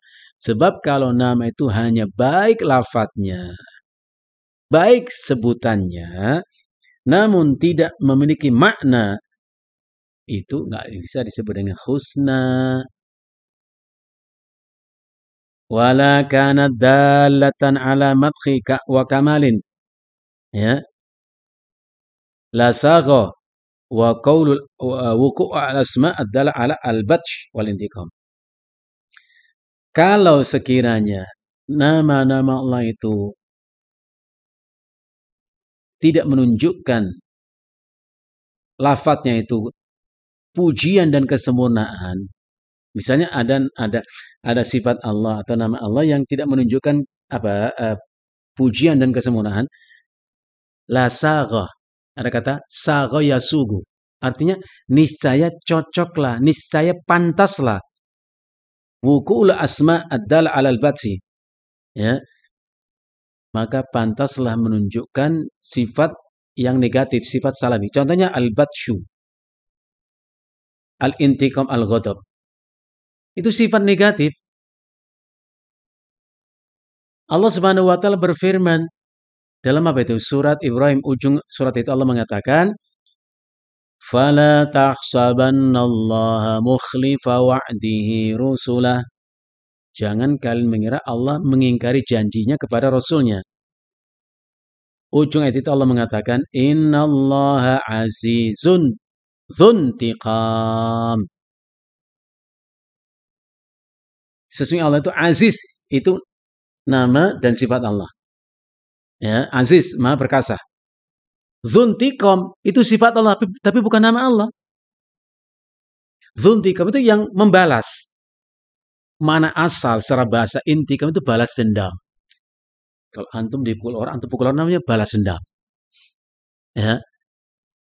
Maka kita nggak boleh menyebut Allah dengan nama Al-Muntaqim. Allah pembalas dendam. Enggak. Maknanya membalas apapun perbuatan orang sepadan dengan perbuatannya. Sama dengan firman Allah yang lain. Innal munafiqina yukhadi'una Allah wa huwa khadi'uhum. Diartikan apa? Sesungguhnya orang-orang munafik itu menipu Allah. Apa bentuk tipuan mereka? Yaitu menunjukkan keimanan dengan lisan mereka, sementara ia sembunyikan kekufuran di hati mereka. Menipu Allah. Wa huwa khadi'uhum. Dan Allah akan membalas tipu daya mereka. Nggak boleh kita menyebut Allah itu al-khadi' yang maha menipu. Karena itu sifat negatif. Sifat aib. Jadi mana wa huwa khadi'uhum itu artinya Allah membalas tipu daya mereka. Sepadan dengan perbuatan mereka. Jadi nggak boleh kita menyebut Allah itu al-muntaqim, maha pembalas dendam, al-khati, maha menipu. Nggak boleh, itu nama jelek. Sifat salabi. Sama dengan firman Allah, wa makaru wa makarallah wa wa khairul makirin. Al-makru, makar itu makna asalnya jelek, Pak. Apa itu makar? Kesepakatan jahat. Ini bahasa kita kan? Kesepakatan jahat namanya makar. Coba lihat struktur kalimatnya. Wa makaru wa makarallah. Apa artinya? mereka berbuat makar, Allah membalas makar mereka. Kalaulah mereka tidak berbuat makar, Allah ada makar atau tidak? Tidak. Kalau mereka tidak menipu Allah, Allah membalas tidak tipuan mereka. Enggak akan Allah lakukan. Jadi makna kalimat itu adalah membalas. Wa makaru, mereka membuat makar, membuat niatan jahat. Wa makarallah, Allah pun akan membalas perbuatan mereka itu. Boleh kita menyebut Allah itu al-makir, pembuat makar? Enggak, itu sifat salabi, sifat yang negatif. Allah memaafkan, itu sifat mulia. Kalau Allah marah, sifat hina? Bukan. Karena itu hanya sebab. Ya, orang yang taat Allah akan ridho. Benar, adil Allah. Orang yang maksiat Allah marah, adil. Dan nggak akan terbalik. Orang taat Allah marah kepadanya, orang maksiat Allah ridho. Nggak mungkin. Gitu ya. Jadi nggak boleh kita menyebut nama itu al-batish, al-intiqam, al-muntaqim, al-ghadab, al-ghadib. Enggak. Itu nggak boleh disebutkan sebagai nama Allah yang mulia. Ya. Nggak mungkin itu menggantikan sifat Allah yaitu ar-rahmah dan ihsan. Allah itu maha baik, Allah itu maha rahmat, penyayang. Jadi kalau ada orang itu dimurkai Allah, itu sudah kelewatan orang itu. Keterlaluan. Kalau kita ditanya, lebih mudah mana kita mendapatkan rahmat Allah atau murka Allah? Lebih mana mudah untuk kita lakukan mendapat ampun atau adab Allah? Harus kita mengatakan, kita lebih mudah untuk mendapatkan rahmat Allah ketimbang adab Allah. Lebih mudah. Ya. Kita lebih mudah untuk mendapatkan ampunan Allah ketimbang adab Allah. Mana dalilnya? Rasulullah mengatakan, Allah berfirman, rahmati sabakat ghadabi. Rahmati sabakat ghadabi. Rahmatku itu mendahului murkaku. Allah memang punya sifat murka, tapi Allah punya sifat rahmat. Rahmat lebih dahulu. Bayangkan kalau kita berbuat dosa, kita mengatakan, Rabbi adnabtu dzamban faghfirli. Ya Allah, aku berbuat dosa. Ampuni aku. Allah pasti ampuni. Kalau memenuhi syarat taubat. Pertama, tinggalkan dosa itu. Kedua, sesali dosa itu. Yang tiga, jangan ulangi. Ketika kita mengatakan, Rabbi adnabtu dzamban faghfirli. Ya Allah, aku telah berbuat dosa. Dengan dosa itu aku pantas kau siksa ya Allah. Tapi ampuni aku. Allah ampuni. Allah bukan pendendam. Nggak bisa. Kau kan sudah berbuat dosa. Aku azab harus. Enggak. Jangankan yang nggak pernah berbuat dosa yang Allah rahmati. Yang banyak dosa pun Allah rahmati kalau mau bertobat. Coba antum apa yang antum rasakan? Kalau antum membaca surat Az-Zumar ayat 53. Apa yang antum pahami? Kul li'ibadiyalladzina asrafu ala anfusihim la taqnatu min rahmatillah innallaha yaghfiru dzunuba jami'an. Masalah. Apa yang antum rasakan? Ya. Allah mengatakan, Kul ya ibadi, katakanlah wahai hamba-hambaku. Siapa yang Allah sebut hamba-hambanya itu? Alladzina asrafu ala anfusihim, yaitu orang yang terlalu banyak dosa dan salahnya kepada Allah, terlalu ingkar kepada Allah. Jadi orang yang banyak dosa saja, Allah tidak menafikan bahwa ia juga termasuk hamba Allah yang patut untuk dirahmati. Ya. Jadi katakanlah kepada hamba-hambaku yang melakukan israf. Israf itu artinya berlebihan dalam berbuat dosa. Kepada mereka yang banyak dosa itu Allah mengatakan, La taqnatu min rahmatillah. Jangan kalian berputus asa untuk mendapat rahmat Allah. Itu orang yang banyak dosa. Kenapa kita nggak berputus asa? Innallaha yaghfirudz dzunuba jami'a. Karena Allah mengampuni semua dosa. Nah, Fayuqalu. Ya, maka dikatakan contoh. Allahumma inni dhalamtu nafsi faghfirli innaka syadidul iqab. Enggak mungkin begitu, terbalik. Kayak tadi saya sampaikan di awal. Ya Rahman, pasti irhamni. Enggak mungkin ya Rahman urzukni, terbalik. Ya Razzaq urzukni. Ya Latifu ultuf bi. Begitu. Ya Ghaffar ighfirli, ya Tawwab tub alayya. Itu selalu begitu. Gak boleh menyebut dengan sebaliknya. Gak mungkin kita mengatakan Allahumma inni dhalamtu nafsi faghfirli, ya, warhamni innaka antal ghafurur rahim. Pasti begitu. Minta sesuatu kepada Allah dengan sifat Allah yang sesuai dengan sepadan dengan apa yang kita minta. Bukan sebaliknya. Ya Allah, aku berbuat zalim kepada diriku, maka ampuni aku. Sesungguhnya Engkau adalah syadidul iqab, maha keras azabnya. Ya nggak mungkin. Atau kita mengucapkan Allahumma a'tini fa innaka antal qabid al-mani. Ya Allah, berilah aku satu pemberian karena Engkau adalah yang selalu menahan pemberian. Ya nggak mungkin. Allahumma a'tini fa innaka antal mu'ti, misalnya begitu.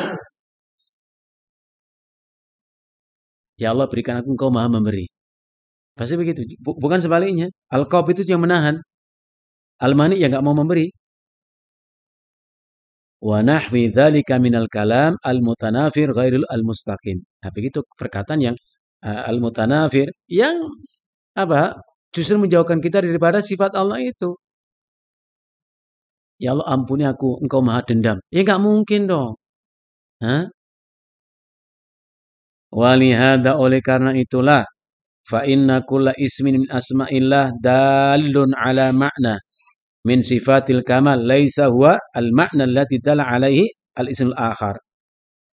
Oleh karena itu setiap nama di antara nama-nama Allah itu menunjukkan makna yang sesuai dengan sifat sempurna Allah. Bukan makna yang menunjukkan yang lain. Misalnya Ar-Rahman yadullu ala sifatir rahmah. Rahman disebut Rahman, kenapa? Karena Allah Dzur Rahman, yang punya sifat Rahman. Al-Aziz yadullu ala sifatil Izzah, menunjukkan Allah punya sifat namanya Izzah, mulia. Al-Khaliq yadullu ala sifatil Khalqi, Allah sebut dirinya Khaliq karena ia punya sifat pencipta. Al-Karim yadullu ala sifatil Karami, Allah itu mulia. Al-Muhsin yadullu ala sifatil Ihsan, wa hakadha, begitu seterusnya. Al-Mannan, kenapa disebut Mannan? Karena Allah suka memberi. Ya. Apalagi? Jadi semua nama-nama Allah itu menunjukkan sifat-sifat yang sempurna. Fa in kanat jami'uha muttafaqatun fit dalalati 'ala Rabbi tabaraka wa ta'ala walidha fahiya min haitsu dalalatiha 'ala dzati al-mutaratifah. Maka semua nama-nama Allah muttafiqatan itu sesuai, ya, dengan apa yang ditunjukkan ala Rabbi tabaraka wa ta'ala, atas sifat Allah yang memulia tadi.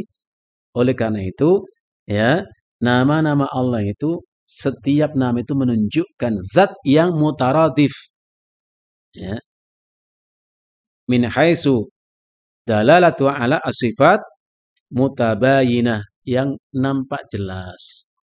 Disebut Rahman karena punya sifat rahmah. Al-Karim disebut punya karena sifat karam dan sebagainya.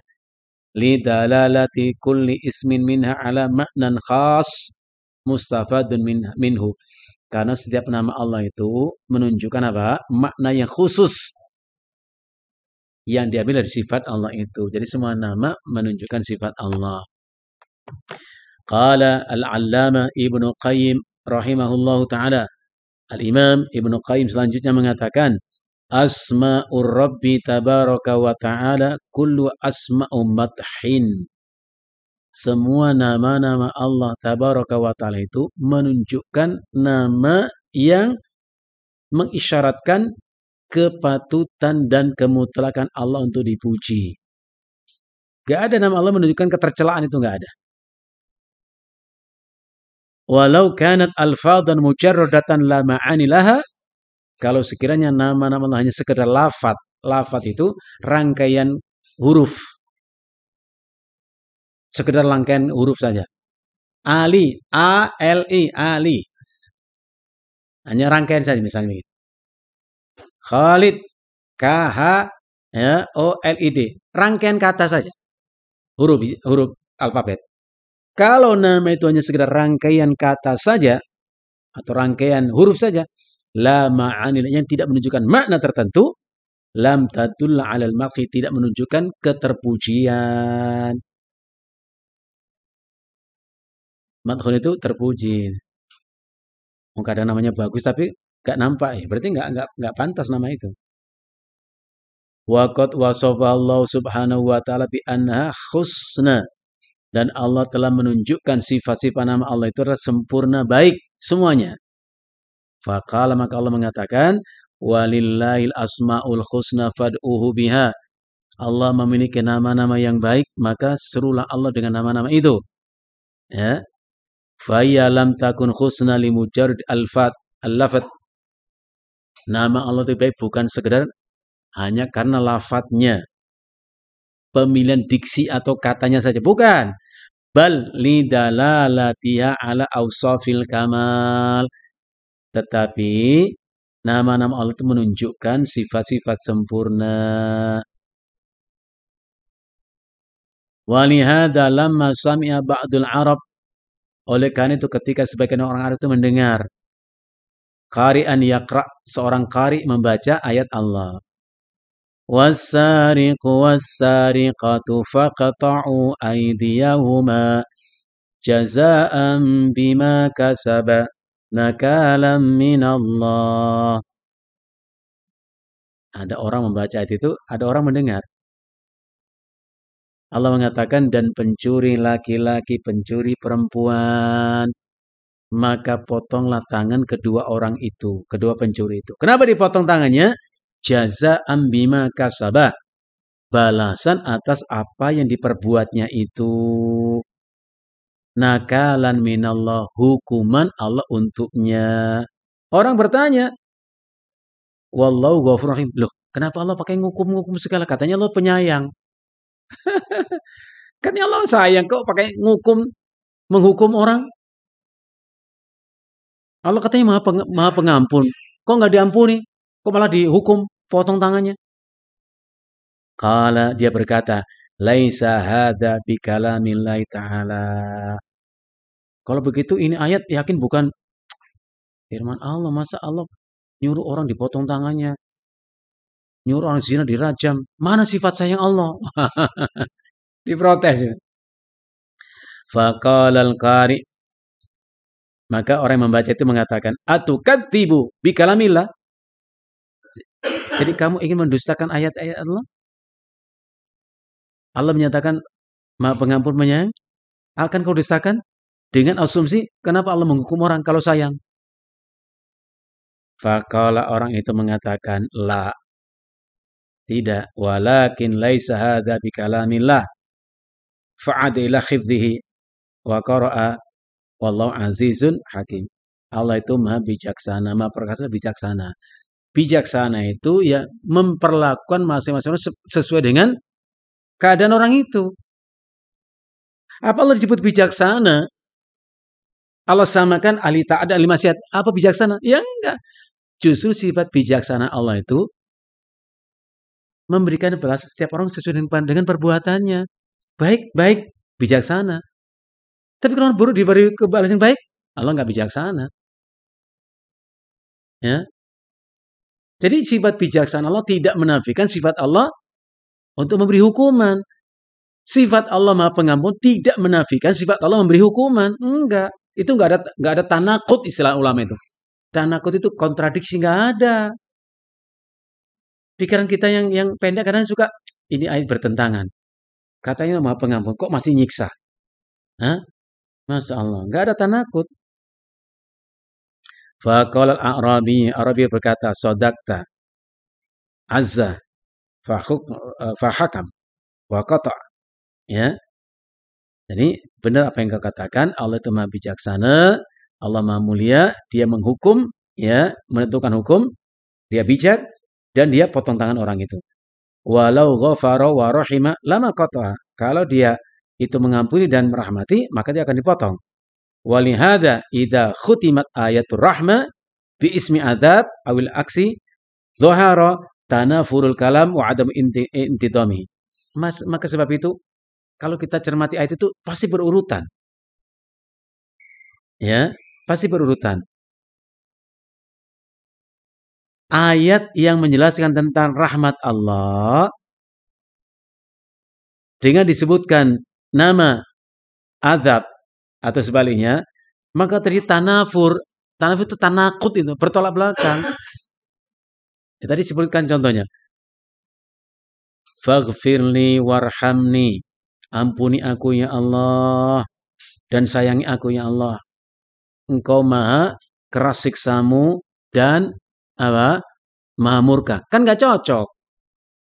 Yang cocok adalah waghfirli warhamni innaka dzal ghafurur rahim. Itu cocok, bukan sebaliknya.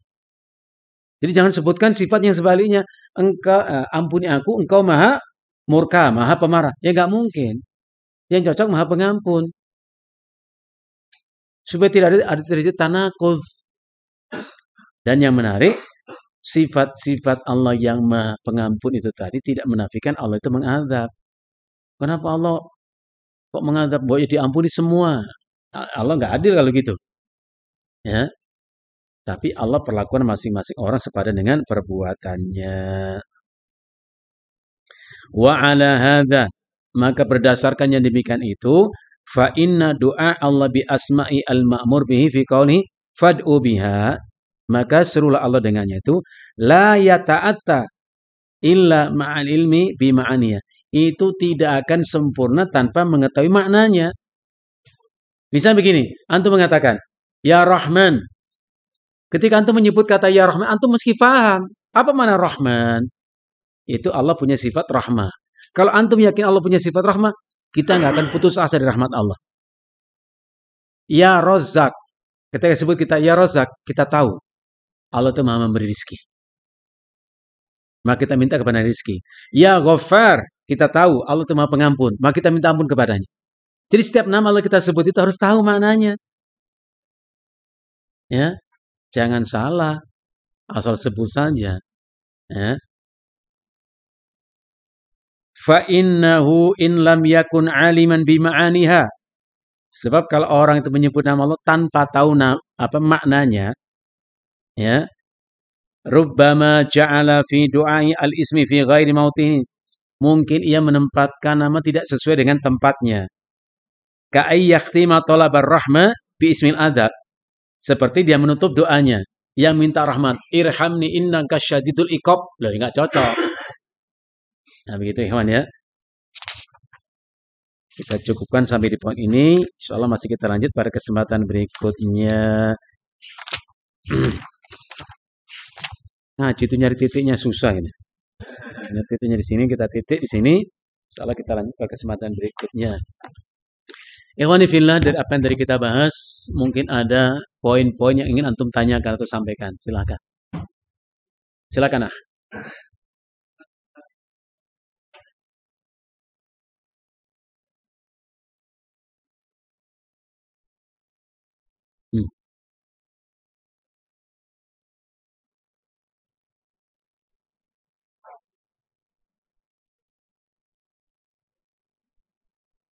Nah, Rasulullah Shallallahu Alaihi Wasallam mengatakan, fa inna haula al-matla' syadid. Ya, sesungguhnya melihat kedatangan malaikat maut itu memang menakutkan. Itu hadis. Ya, la mu'ayanatu malakil maut, itu hadis. Saya ulang lagi. Rasul mengatakan la mu'ayanatu malakil mauti asyaddu min darbatin bi sayfi bi alfi darbah. Apa makna mu'ayanah? Mu'ayanah itu dari kata ainun. Ainun itu mata. Mu'ayanah berarti melihat dengan mata. Melihat dengan mata kita, malaikat maut itu, datangnya dia itu lebih sakit ketimbang tubuh disayat 1000 kali sayatan. Maka saya dulu punya guru di Bekasi itu, beliau sakit lama gitu ya, kemudian wafat. Yang menarik, sebelum beliau wafat, suatu malam ia minta kepada istrinya, "Ibu, anterin ayah." "Kemana ayah?" "Ke depan pintu." Mau didorong kursi roda ke depan pintu rumahnya. "Kenapa ya malam-malam?" "Kamu nggak ngeliat orang begitu banyak?" Tuh, itu bukan halusinasi, bukan. Itu yang dilihat oleh orang itu. Buka hordenya, buka kasih minyak wangian. Untuk apa ya? Banyak tamu yang datang. Itu bukan halusinasi. Kalau kita lihat hadis ini, memang kata Nabi apa? La mu'ayanatu malaikat. Melihat malaikat maut. Jadi kalau kita mau mati itu kelihatan kedatangan dua orang kiri kanan depan kita. Kita dengar suara malaikat itu. Ukhruji ayatuhan nafsu thayyibah. Wahai jiwa yang baik, keluarlah kamu dari jasad yang baik. Maka keluar ruh itu. Ya memang nggak bisa diukur dengan ukuran kita sekarang. Maka detik-detik seperti itu oleh Nabi disebut dengan istilah apa? Ya sakarat juga. Fin qita'in minad dunya wa iqbalin minal akhirah. Ada dalam fase dimana akan putus dengan dunianya, masuk ke akhiratnya. Ngelihat dunia, ngelihat akhirat. Kayak antum di sini, dalam ruangan. Antum nggak bisa ngelihat luar. Tapi di dalam saja. Antum di pintu situ. Dalam kelihatan, luar kelihatan. Makanya mati itu adalah pintu masuk ke akhirat. Sehingga ulama mengatakan, al-mautu babun. Apa artinya? Mati itu pintu. Wa kullun dakhiluha. Semua akan masuk lewat pintu itu. Kemana? Ke akhirat. Jadi kalau ada di pintu itu, antum melihat dunianya, istri masih kelihatan, anak kelihatan, ya? Akhirat kelihatan, Pak. Ya, itu benar hadis itu benar kenyataan. Hadisnya ada seperti tadi, la muayyanati malkut. Nanti kalau ada kita tunjukkan nanti biar antum semakin oh iya ada ternyata ada. Betul. Kalau ada Ustadz malah ini kelihatan bapaknya sudah meninggal, ngajak pergi. Mungkin ada orang begitu ya. Mau mati merasa kedatangan seseorang seperti bapak ibunya. Hadisnya juga ada seperti itu. Tapi hati-hati. Rasulullah mengatakan, Masya Allah, ternyata syaitan itu nggak putus asa ya. Dia berjanji kepada Allah. Fabi izzatika ya Rabb, kata iblis, kata syaitan itu. Demi Allah, demi kemuliaan wahai Allah. La ughwiyannahum madamat arwahum fi ajsadihim. Aku akan selalu menggoda manusia. Sampai kapan? Selama jasad dalam ruh dalam jasad mereka. Jadi nggak putus asa. Ketika orang meregang nyawa mau mati saja, kata Rasulullah, datanglah itu sosok kepadanya. Yang nampak di mata orang itu adalah bapaknya. Masya Allah, bapaknya. Syaitan yang merupakan bapaknya itu mengatakan, Ai bunayya anakku, ayahmu dimuliakan Allah ditempatkan di surga. Karena ayahmu itu mati dalam keadaan Yahudi. Mut anta bunayya Yahudiyan. Matilah kau anakku dalam keadaan Yahudi. Coba kalau kita nggak kuat iman. Ini bapak kita loh. Kalau yang ngomong syaitan yang menakutkan, oh kita nggak usah ngomong kita takut. Ini bapak kita di mata kita itu. Hebat nggak syaitannya? Kita nggak tergoda sama sosok yang tadi. Dia pergi datang lagi seorang wanita. Siapa? Ibu kita. Setan bisa menjumpai wajah ibu kita. Dia hampiri kita. Anakku, ibumu dimuliakan Allah ditempatkan di surga. Nak. Karena ibu mati dalam keadaan Nasrani. Mut anta Nasraniyan. Matilah kau sebagai Nasrani. Nak. Bayangkan kalau kita nggak kuat iman. Ya? Jadi memang nampak sosok-sosok tertentu.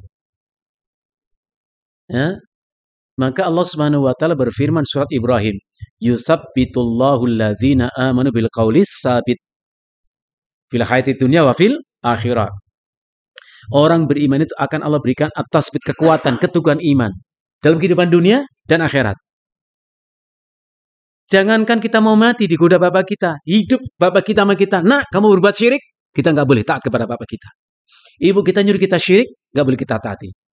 Apalagi sudah mau mati kita, nggak mungkin kita taati walaupun bapak kita. Kecuali itu namanya setan, kira kita mau ikut dia. Walaupun nyuruh bapak kita, enggak. Oh bapak kita hidup saja, kata Allah, wa in jahadaka ala an tusyrika bi ma laysa laka min fala tutihuma. Kalau bapak ibu mau memaksa mau berbuat syirik kepadaku, jangan kau taati keduanya. Ya. Jadi betul, orang mati itu bisa ngelihat sesuatu yang memang Gak lihat orang masih melek macam kita, hidup seperti kita, enggak. Makanya nggak tahu nanti yang kita kelihatan kita itu apa. Surga atau apa. Kalau orang beriman surga, Pak. Tuh, coba tentang surat Fussilat 30. Innal ladzina qalu rabbuna Allah tsumma istaqamu. Orang yang mengatakan Rob kami adalah Allah, istiqomah dalam keimanannya sampai mati. Turun malaikat. Ibnu Jarir mengatakan ketika orang itu mati, turun malaikat. Memberikan berita gembira. Kepadanya malaikat itu mengatakan Allah takhafu wa la tahzanu. Kau enggak usah takut, enggak usah sedih. Wa absyiru bil jannah. Gembiralah kau dengan surga. Bahkan Rasulullah mengatakan, dibuka pintu surga untuknya, dikenakan untuknya pakaian dari surga, disiapkan untuknya pakaian surga. Masya Allah.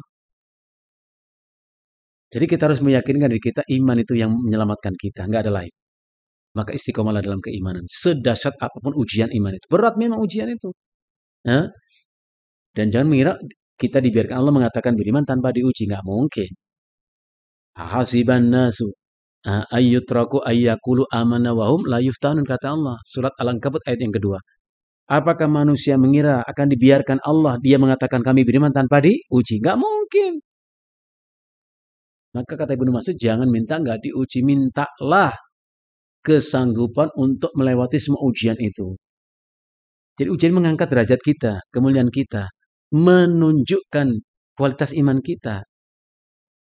Ya, jangan minta nggak diuji. Semakin berat ujian, semakin berat iman kita itu memang sepadan dengan ujiannya.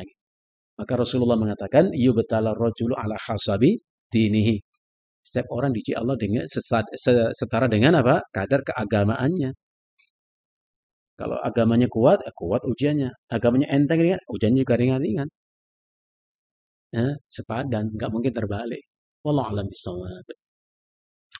Ada lagi, Ikhwan? Silakan.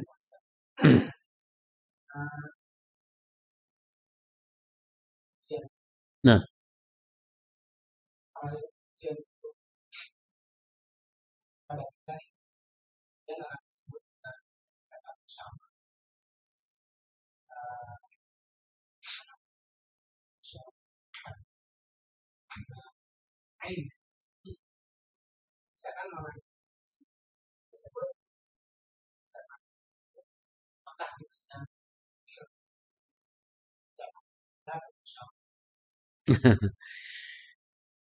bolehkah kita memuji seseorang? Boleh. Selama kita tahu orang itu nggak akan bermasalah dengan pujian kita. Tapi hati-hati. Kalau orang berbuat baik, antum puji, lantas dia berubah.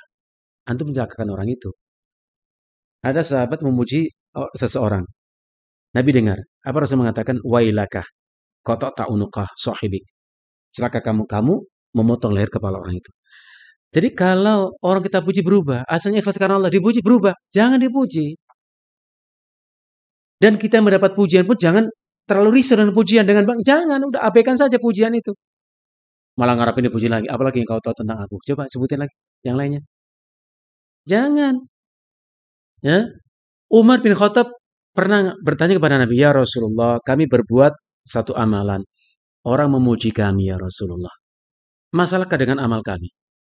Rasul mengatakan, tilka ajilu busyral mu'minin. Itulah berita gembira yang Allah segerakan untuk orang beriman. Apa artinya?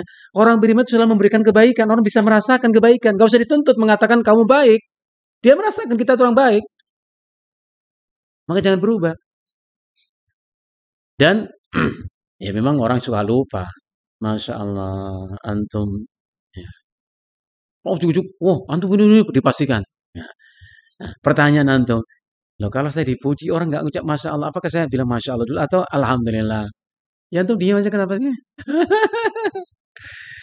Ya, antum itu orangnya luar biasa. Alhamdulillah. Alhamdulillah.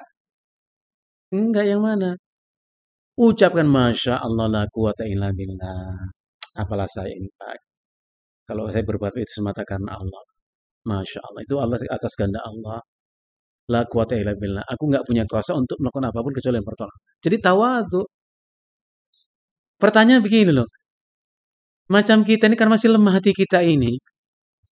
Kalau dipuji senang, dicaci marah. Semestinya harus sama. Kalau antum tahu siapapun kita, Dipuji sama dicaci itu sama. Antum puji dia. Kalau dipuji berubah jangan, kasihan dia itu. Maka saya mengatakan, puncak ketulusan itu adalah apabila di hatimu tak ada keinginan sedikit orang memujimu, mengetahui kebaikanmu. Kenapa? Nggak seberapa kebaikan kita kok. Kalau masih ngarepin orang memuji kita, nggak pada tempatnya. Dan kau pun nggak usah marah kalaupun orang mencaci dirimu. Kenapa? Karena sebegitu banyak keburukanmu. Mencaci itu menyebutkan keburukan. Orang pelit. Itu kan disebutkan keburukan kita. Dibilang pelit marah. Pelit nggak sampean? Iya juga sih. Loh, terus apa masalahnya? Orang itu kan pujian itu sama dengan cacian. Sama-sama persis. Memuji itu menyebut kebaikan. Antum orangnya dermawan. Disebut kebaikan antumnya dermawan itu. Suka nyanyo-nyanyo tadi. Suka memberi tadi. Dimaki. Orang kok ngamuk, marahan. Nyebut keburukan kita. Nggak ada beda, sama saja. Dipuji nggak serta-merta kita mulia. Dicaci nggak serta-merta kita hina. Enggak. Ada orang bijak mengatakan, ucapan orang itu nggak ada masalah sebetulnya. Hatimu yang bermasalah. Tuh gitu. Hati kita yang bermasalah. Dipuji seneng padahal nggak ada sifat mulia. Dicaci marah padahal ada sifat celah. Hatimu yang bermasalah. Bukan ucapan orang itu yang masalah. Hatimu yang bermasalah. Jadi hati kita masih banyak masalah ini. Ngarepin dipuji mulu. Dicaci marah. Andai pujian, sanjungan orang atas dirimu bukan menjadi harapanmu. Bukan harapan kita. Maka cacian, cercaan mereka tidak akan melukai hati kita. Nggak akan melukai hati kita. Hati kita kan suka luka ini. Masa aku dibilang begini? Terluka hati kita. Caranya gimana supaya nggak luka? Jangan ngarepin pujian. Kalau pujian bukan harapan kita, cacian nggak akan menyakiti kita. Kalau antum masih merasa disakiti hati karena dicaci, nggak usah ngeles. Berarti memang ngarepin pujian, gitu aja. Ya, maka ikhlas itu seimbang rasa antara dipuji sama saja. Oh, nggak bukan karena manusia, kok. Karena Allah. Jadi ikhlas itu vertikal ke atas, bukan horizontal. Saya itu kurang baik apa? Kok orang nggak pernah sebut-sebut saya? Allah. Ke atas ya, vertikal. Maka Allah mengatakan, la yakhafuna laumata laim. Orang beriman itu nggak takut cacian orang yang mencaci. Ya? Oh, jangankan orang yang buruk, yang baik pun dicaci kok. Rasul kurang apa sempurnanya? Dimaki kok. Nah, kita nggak sempurna. Apa dimaki memang begitu kok sifat manusia. Jadi coba kita belajar menyetarakan. Ya, antara pujian dan sama setara bagi kita. Nah, baru antum ikhlas namanya. Ya. Jadi kalau masih ngarepin pujian pasti menyakitkan itu cacian itu. Ada lagi hewan. Cukup ya? Soalnya kita lanjut. Nah. Nah. Kalau kita papasan misalkan chat misalkan macam chat balik misalnya masalah nanti orang salah persepsi. Antum orangnya baik, masya Allah. Berarti antum ngaku berarti baik ya. Oh, bapak itu saya puji ternyata masya Allah. Antum tahu ya ternyata aku baik. Takutnya begitu. Kalau saya itu nggak suka saya balas itu. Ya, udah nggak apa-apa gitu. Dan antum jangan marah. Antum tadi ngomong masya Allah itu dia. Antum panjang urusannya itu. Udahlah, abaikan saja lah. Nah, abaikan. Nggak semuanya harus kita respon gitu. Ya. Coba antum perhatikan. Apapun menjadi masalah kalau kita permasalahkan. Apa saja. Mohon maaf, ada orang bertanya, Ustadz, emang bener ya? Ada orang nikahnya hari Ahad, misalnya, hari Jumat ngundang kita untuk walimatul arus. Kan belum ada akad nikah. Akad nikah baru walimah. Ini belum akad ke walimah. Gak usah dipermasalahkan, kenapa sih? Saya bilang, gak usah dipermasalahkan. Itu kan hanya istilah. Orang itu tahadus syukur akan menikahkan anaknya hari Ahad. Sekarang tasyakur. Apa sih masalahnya? Istilah saja kok dipermasalahkan. Ya, udah maklumi lah yang begitu itu. Kita tuh belajar memahami, bukan menyelisih. Saya kasih contoh. Rasulullah ngelihat orang kencing di masjid. Rasulullah marah? Tidak. Rasulullah menyalahkan? Tidak. Kenapa? Dia orang nggak ngerti gitu loh. Kita tuh apa saja dipermasalahkan nih. Capek dah gitu loh, capek. Ya. Jadi yang nggak penting sudah. Oh mungkin maksud Bapak itu ungkapan syukur, syukuran akan melangsungkan akan kanannya. Udah bisa dipahami kok. Jadi jangan itu berkutat pada al-mustalah peristilahan saja gitu. Maka saya bilang apa saja memang akan jadi masalah kalau kita permasalahkan. Masalah saja akan selesai kalau kita lapang dada gitu loh. Memahami, memahami. Istilah itu at-tasamuh, berlapang dada. Salah sebut saja nggak apa-apalah. Gitu aja kok jadi masalah. Kan kok ada gini, udahlah, antum seneng banget sih ribut gitu loh. Jangan dipermasalahkan lah. Kalau antum lapang dada itu semua jadi selesai. Hah? Wong salah sebut saja dimasalahkan. Hah? Saya pernah ngaji begini di Jakarta ini. Ustadz, kenapa Ustadz menyebut pertengahan pakai bismillah? Kan sebenarnya cuma istiadah doang. Saya tahu, cuma sudah terlanjur kesebut gimana? Itu jadi permasalahan. Kan kalau mau gimana ngedilitnya gimana? Udah terucap. Saya tahu ada pendapat ulama kalau membaca di pertengahan itu ayat pertengahan surat itu ya, nggak usah menyebut bismillah, cukup istiadah. Kan bismillah itu adalah al-fasil baina suwar, memisahkan di antara surat-surat Al-Qur'an itu. Tapi sudah terlanjur disebut kenapa, Ti? Kenapa antum permasalahkan? Gimana cara ngedelete-nya udah kesebut? Ya saya nggak akan ulang lagi kalau sengaja nggak mungkin lah, saya nggak akan sengaja itu. Tapi kan nggak sengaja sebutkan tengah ayat surat itu pakai bismillah sudah boleh dimaklumkan apa sih? Bukan saya mencari pembenaran, itulah manusia. Aku juga manusia kok.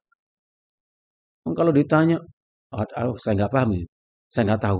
Jadi antum nggak tahu Ustaz? Pakai ditegesin lagi. Antum nggak tahu. Emang kau pikir semua Ustaz tahu semuanya gitu? Ayo, dianggap Ustaz tahu segalanya gitu kan? Ustaz ngajar apa yang dia tahu.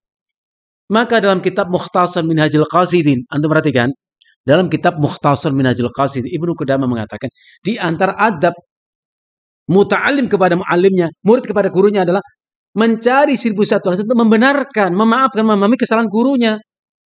Aku mau belajar dari Ustaz, Ustaz pernah salah. Jadi Ustaz pernah salah kamu nggak mau belajar? Memahami, karena guru kita adalah manusia. Gak mungkin sempurna. Justru Imam Malik mengatakan, kalau ada seseorang mampu menjawab semua pertanyaan, jadi sampaikan kepadanya, cukup dia pembohong. Kita kalau nggak tahu, kita nggak bilang nggak tahu. Nanti saya cari tahu, kasih tahu nanti kemudian selesai. Pakai ditegesin lagi. Jadi Ustaz nggak tahu ya? Allahu Akbar. Iya. Pakai ditegesin lagi. Iya, aku nggak tahu mau apa. Gitu. Nanti saya cari tahu. Nah, kalau saya ngaji, ditanya nggak tahu, pulang nggak bisa tidur. Saya cari dalilnya. Saya simpan. Ketemu berikut saya kasih tahu. Kan bisa dimengerti. Ya. Jadi jangan usah dicuci. Ada lagi mengatakan, saya beda sama Ustaz. Saya kasih pendapat. Karena guru kita beda. Ya Allah, ya iyalah guru kita beda. Sekolah kita beda juga kok. Gimana ceritanya? Jadi jangan begitulah kenapa. Lapang dada sama. Ya. Sholat. Salam. Ada sebelah kita. Ngulun tangan. Antum terima tangan itu. Udah, terima saja. Antum marah. Bidah. Gitu. Bidah begitu. Hah? Nggak, kenapa sih antum bikin masalah? Orang itu baik, mau salam sama kita, udahlah. Tapi Ustaz, karena ada yang mengatakan nggak ada begitu. Iya, bukan di situ prakteknya. Ya, bukan di situ. Malah orang tangan bukannya dikasih kebiasaan lu, kebiasaan lu. Jangan, antum yang jahat. Ya, mau ngaji, selesai ngaji sama ibu-ibu, Ustaz mohon doanya. Ya doakan saja, doa saja. Ibu, mana doa jamaah itu nggak ada, jamaah itu nggak ada doa itu. Doa sendiri-sendiri. Ini Ustaznya galak ini yang begini mah. Nggak nauin orang. Ya doa saja, kenapa sih apa susahnya? Ya? Urusan nanti kalau orang bertanya, Ustaz ada nggak dalil menunjukkan bisa kita doa bareng-bareng? Nah kita kaji di situ ilmu. Ada nggak salaman dalam kajian sunnah? Nah kita lihat dalam kajian, bukan dalam prakteknya di lapangan. Ya, ada orang begitu sewot kalau kebiasaan itu. Salam jalan, pikir bukan salam. Oh, antum terima kenapa? Set itu udah selesai kan? Antum pakai nggak usah lah. Gitu. Tadi kita lapang dada. Orang kencing di masjid. Salah, keliru. Tapi Rasul nggak salahkan. Hei, salah, kencing di situ. Enggak, Rasul diam. Sahabatnya marah. Nabi mengatakan, da'u, biarin. Kenapa? Rasulullah tahu itu orang nggak ngerti. Selesai kencing dia dipanggil. Ini masjid untuk sholat, untuk zikrullah. Nggak boleh buang najis di sini. Dia baru ngerti kalau nggak boleh. Awalnya nggak tahu. Jadi jangan kita itu kalau orang salah atau nggak tahu langsung dihukumi dengan seolah ngerti. Janganlah. Ya. Supaya orang seneng ngaji, Pak, seneng belajar. Dikit-dikit disalahin. Orang salah mungkin karena nggak tahu dia salah. Kasih tahu itu salah. Pasti nggak akan berulang lagi. Ya, nah. Wallahu a'lam bishawab. Cukup ikhwan apa yang kita bahas pada kesempatan pagi ini. Mudah-mudahan bermanfaat. Nas'alullah al-afwa wal-afiyah. Sallallahu ala nabiyyina Muhammadin wa ala alihi wa sahbihi wasallam. Subhanakallahumma bihamdika. Asyhadu an la ilaha illa anta astaghfiruka wa atubu ilaik. Assalamualaikum warahmatullahi wabarakatuh.